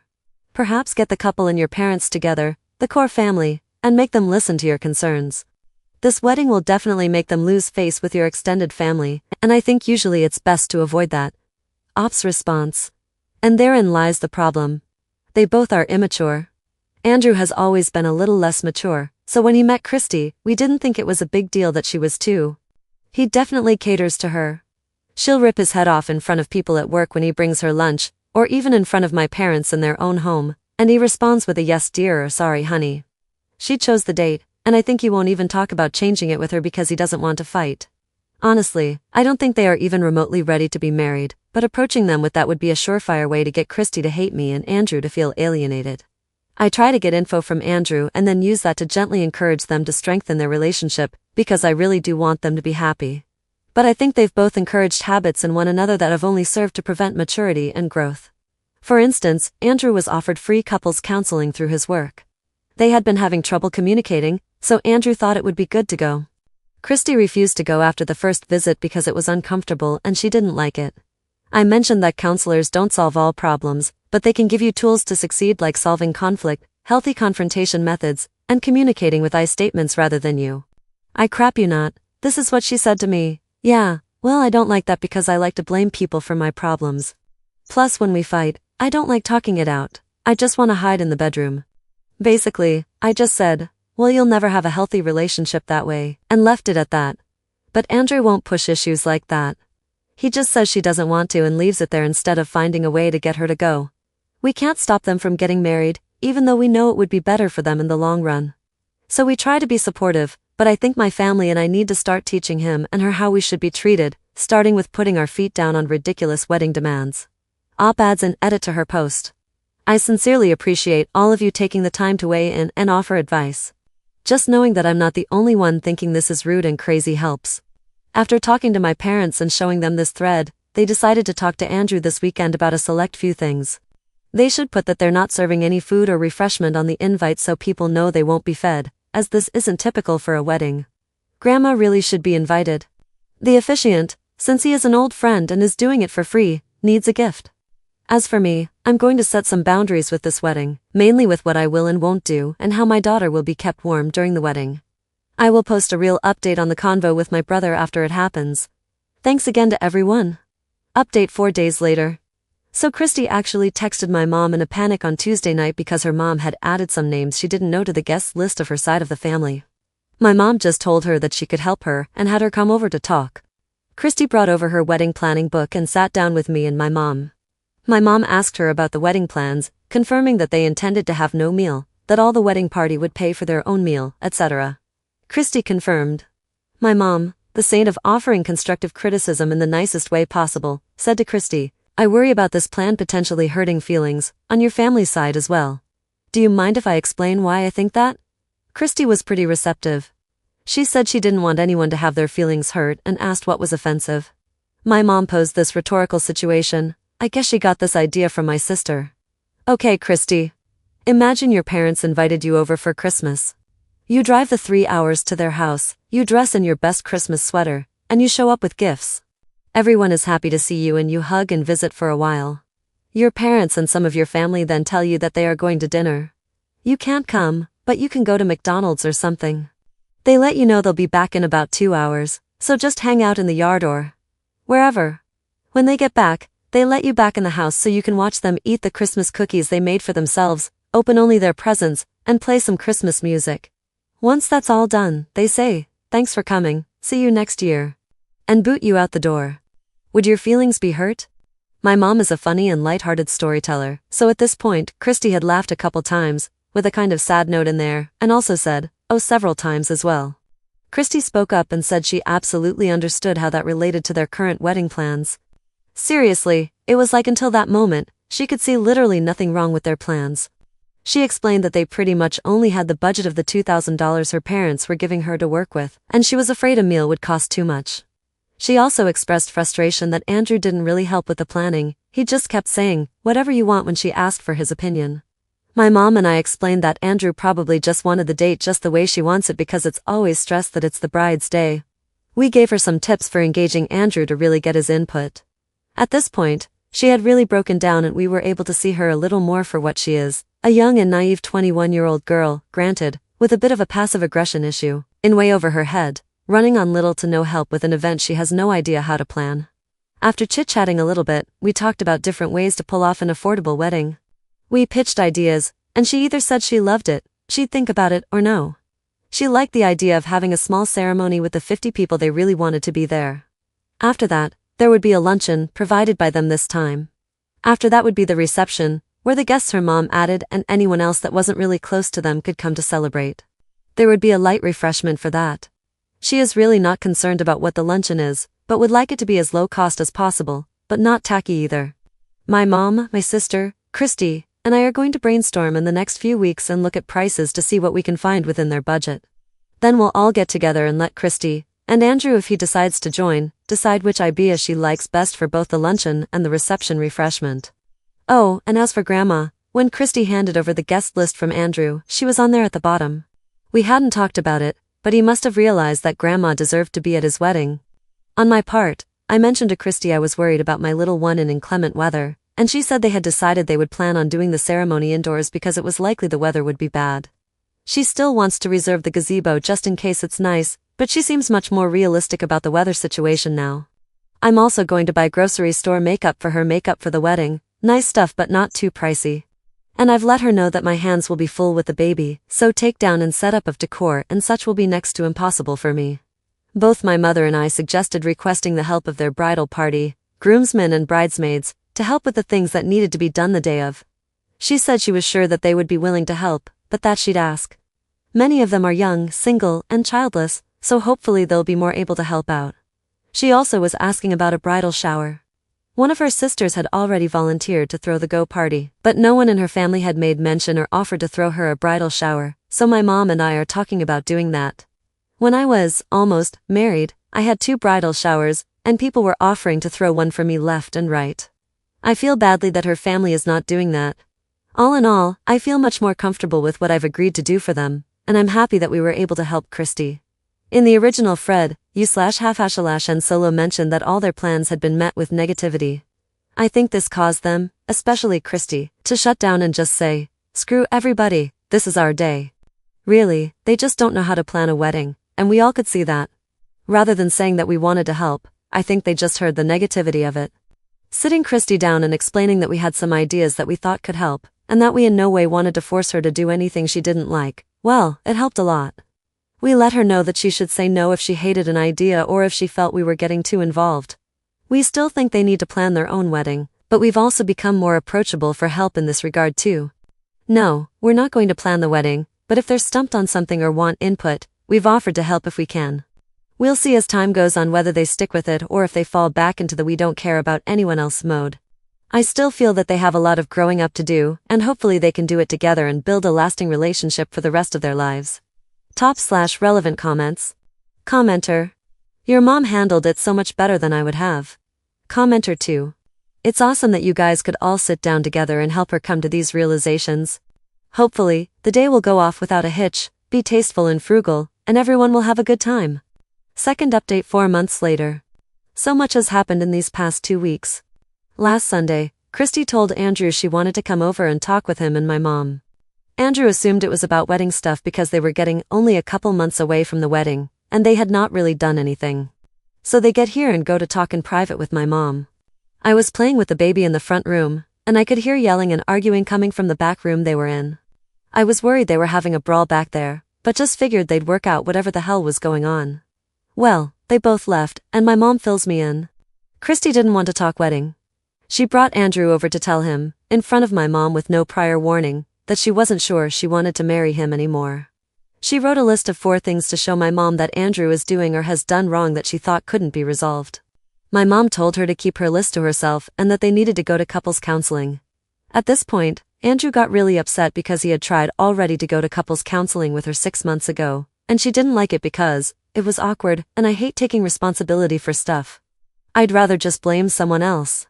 For the record, that is not a joke or exaggeration. She literally said that out loud and didn't see a problem with it. Andrew also blew up because I guess when he had proposed to her, she had been hinting at it and pushing for it. He basically asked her why she wanted him to ask her just so she could break it off 2 months before. Anyway, I obviously knew they were having issues and just kept my space. Even though Christy seemed to be trying to pull my mom into it, my mom agreed it was their business and told them to get into therapy ASAP if they wanted to stay together. My brother gets counseling free through work, so they went to one session last week. I don't know how that went. I didn't ask. Oh, I forgot to mention. The Thursday before Christy called off the wedding, she went on an all-day hike alone with an old friend. He had been out of state for the past 2 years, Mormon missionary, and she wanted to catch up. They spent the whole day together in the mountains alone, and she posted on Facebook about how awesome it was. It actually pissed off almost everyone close to her, even her sister who thinks she does no wrong, because she's been vocal in the past about how opposed she is to Andrew even talking to a member of the opposite sex. She would literally yell at him and harass him about talking to old friends who just happened to be female or mentioning that he saw a friend in the grocery store and said hi. But no, it's okay for her to spend a whole day in the mountains with a dude. I complained to my sister but said nothing, until that Saturday, Valentine's. I asked Andrew what his plans were for the night, and he said, "Oh, Christy and her friend and I are going to dinner." Friend? He says, "Yeah, Zach, he just got back from a mission." So, same guy. I asked him if he was okay sharing his Valentine's Day dinner with another guy, and he basically said yeah, they're friends, so I want to meet him and he wants to meet me. I was shocked, really, but Andrew is trusting of her, so he's never been possessive like she's been with him. Next morning, Christy isn't sure if she wants to marry Andrew anymore. I work with Christy, for those who don't remember, and the next day she's telling people that she and Andrew haven't broken up yet. That it's just the wedding. For now. The day after that, She chopped all of her hair off in this really strange and unflattering haircut. Again, this is a thing she would get after Andrew for. He's always enjoyed putting bright colors in his hair, and he wanted to be daring and do his whole head a muted navy blue. She told him no. But then it's okay for her to go chop her hair to 1 inch long in the back and maybe 3 inches in the front. The day after that was the therapy session. Andrew seemed optimistic. That weekend, this past one, Christy mentions at work that she is going to visit her mom for the weekend. Her mom has always disliked Andrew, and I figured her mom would talk her out of the relationship permanently, but my brother was so tortured at this point that I thought that might be for the best. Cue this morning. I asked Christy at work how her weekend went, and she says, "Not good. Andrew and I broke up." I just said I was sorry about that and went back to work because I was not expecting that response and didn't know what on earth to say to that. I had no idea that they broke up, so I was then worried about how my brother was doing. She then goes on to say this massive paragraph, but the rest of the weekend was okay. Me and Zach hung out until way late Saturday night just talking. He had his homecoming in the morning. He's the only person that really knows what's going on with me and Andrew. He was really nice and just listened to me. We were laughing because I found a gray hair in his hair, and he was totally freaking out. Then we went to the homecoming in the morning, of course. I only went for the main meeting, so then I went to his house and waited for him to get home from church, which was awkward, but it was only his aunt and grandma there. But then we had the luncheon afterward and whatever, and it was fun. I was tired when I got home, so I took a nap. At this point, my work friend Alicia is just staring at me, waiting for my response. She looked at me like I was a grenade with a pin out. I couldn't even gather a thought or sentence to say, so Alicia pipes in and says, "I thought you were visiting your family this weekend?" See, I was. That's who I stayed with. Well, did you even spend time with your family? See, well, I did talk with my mom on Saturday and stuff. But mainly it was about Zach's home thingy? See, well yeah. Christy continued to baffle about various things, like how she was now going to head to California because her friend had offered to fly her out there. She couldn't go before because Andrew couldn't afford the airfare to go too. She was just so damn happy, it made me sick. When her sister arrived at work, yeah, I work with 2 of these beaches, they talked about Christy moving in with her sister and when and how and all that jazz. I stepped out to call my mom, and she told me immediately that she was helping Andrew move his stuff out of the apartment as we spoke. I told her to do it fast before Andrew changed his mind. My mom packed up all the wedding stuff. Christy had not been coming over to work on it and dropped it at our work when she finished helping Andrew. She literally dropped the box and shoved it towards Christy with her foot. I think my mom did not appreciate Christy's cheery, OMD hi, that she had used when my mom walked in the door. My mom was taking my sick little girl to the doc since I couldn't get time off work, so she came for the insurance card and left after. Christy and her sister went in the back room and tittered for a while after the unceremonious drop-off from my mom. How she's a horrible person and all that, I'm sure. I somehow remained calm through all this. I mean, at work. This is personal crap, and I didn't want to talk about it in a professional place. But also, I'm so effing relieved. Christy is messed up. Her whole family has narcissism issues, and I'm so glad my brother doesn't have to tolerate her constant criticism, gaslighting, and verbal abuse anymore. He's now back home, and he is doing so well considering how fresh this all is. He told me he realized last week that it probably was over, but he wanted to give the therapy a shot. I think he also wised up about Zach. Near the end of my shift, I went to the bathroom. Thinking that urination somehow rendered me deaf while only being feet away, I heard Christy complaining that Andrew had just texted her and said, "So were you really staying with your parents? Or with someone else?" She was denying doing anything physical with this guy but did admit she'd been spending all her time with him lately. She definitely lost her effing weird peppy attitude after that text. I think it's because you can't play poor me when you're guilty of carrying on an emotional relationship with another person. Anyway, writing it all out gives me a peaceful feeling. I'm so heartbroken for Andrew, but he dodged a bullet. He wants to continue pursuing personal therapy through work so he can resolve the problems he felt he had in their relationship, thus avoiding them in a future relationship. I no longer have to tolerate a toxic person in my personal life. However, I do have to tolerate her and her borderline demonic sister at work. I feel I can handle this by simply reminding them to keep their personal crap home and be professional at work. I'm pretty sure I can handle it if they start being disrespectful towards him or my family at work. /relevant comments. Commenter. It was awkward, and I hate taking responsibility for stuff. I would rather just blame someone else. Holy crap, people say that? Andrew definitely dodged a bullet. Ops response. This is something she said on multiple occasions in front of me and my coworkers. It's just surreal to me. I don't understand how you can seem so self-aware, yet continue to behave in a fashion you are admitting is wrong. Commenter 2. This girl is an immature, self-centered piece of mess. Try to convince Andrew to block her on everything and not talk to her again, so there's less chance they will get back together. She might try to come crawling back to Old Faithful once the thing with Zach falls through. Ops response. I'm already getting that vibe. Luckily, Andrew is pretty steadfast to his word. He's dated a complete crazy before and did so well when she came crawling back. I'm sure Christy will be back as well. I think Zach is new and exciting, but the novelty will wear off. They do still have to sort out their lease, but once that's done, he has no reason to talk to her at all.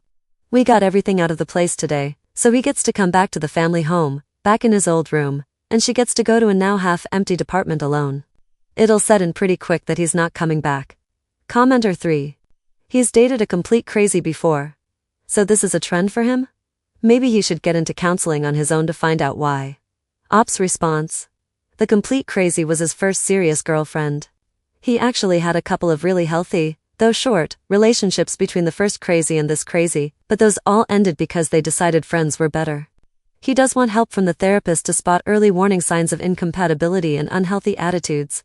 He also wants to learn when to quit. Really, all of us kids have had at least one relationship that has seriously sucked. I think it's because our parents had their conflicts and always resolved them. My mom taught us compromise and conflict resolution when we were young. All issues were solved by talking it out, apologizing, and hugging afterward. This has been awesome help for me in my life, but when you're in love with someone who doesn't compromise or resolve conflicts, it can be detrimental. You're trying to compromise, but don't realize those things don't work if only one person is doing all the compromising and apologizing. We've all just had to learn that you should work at having successful relationships, within reason. Commenter 4. Oh wow. Andrew is really lucky, and you and your mom sound like pretty awesome people. Ugh, the only annoying thing is now having to deal with them at work, but it sounds like you have a solid plan for any drama. I hope she plans on converting to Mormonism soon though. Nothing is gonna happen between her and her boy toy Zach until that happens. Ops response. My boss has made it clear on several occasions that he won't tolerate gossip and personal attacks at work. That hasn't stopped Christy's sister several times, but they're so passive-aggressive that if you say anything about them being inappropriate, they shut up and do things like slam doors instead. Maturity levels run super high in her family. Commenter 5. This girl is nuts. Willfully so, meaning, she isn't actually crazy, but is so self-centered and deluded that she chooses to act like a sociopath to people she claims to love. In regards to her deserved justice, I think she will get a bit of a wake-up call with Zach. A returned Mormon missionary might date and flirt with a girl like her, but unless she is willing to turn her life upside down and convert and stuff, I very much doubt she will end up marrying Zach either, though correct me if I'm wrong. I just can see her getting very upset when the man she left Andrew for tells her she isn't right for him either, and I'm a bit ashamed to say it's making me feel warm and fuzzy. Best of luck to you and your family op. It sounds like your brother is lucky to have such a loving support system, even if he was unlucky in love. I'm glad he's pursuing therapy, as I personally understand destructive patterns in dating. Ops response. She is basically an ex-Mormon. In assuming he would never date or marry her, I think you're correct. She's not a virgin, lived with a man out of wedlock for a year, and in many young Mormon eyes, she's used goods. I completely disagree with that mindset, but in her case, I get the warm fuzzies thinking about it as well. And that's it for this story. I feel like this situation just spiraled because they were both a bit overwhelmed and inexperienced with what a wedding actually takes. Some of the expectations weren't very realistic, especially around cost and effort, which naturally caused frustration for everyone involved. In the end, it just seems like a mix of poor planning and miscommunication, rather than anything fully intentional. That's it for today. I hope you enjoyed it. Like and subscribe for more, and I'll see you in the next one.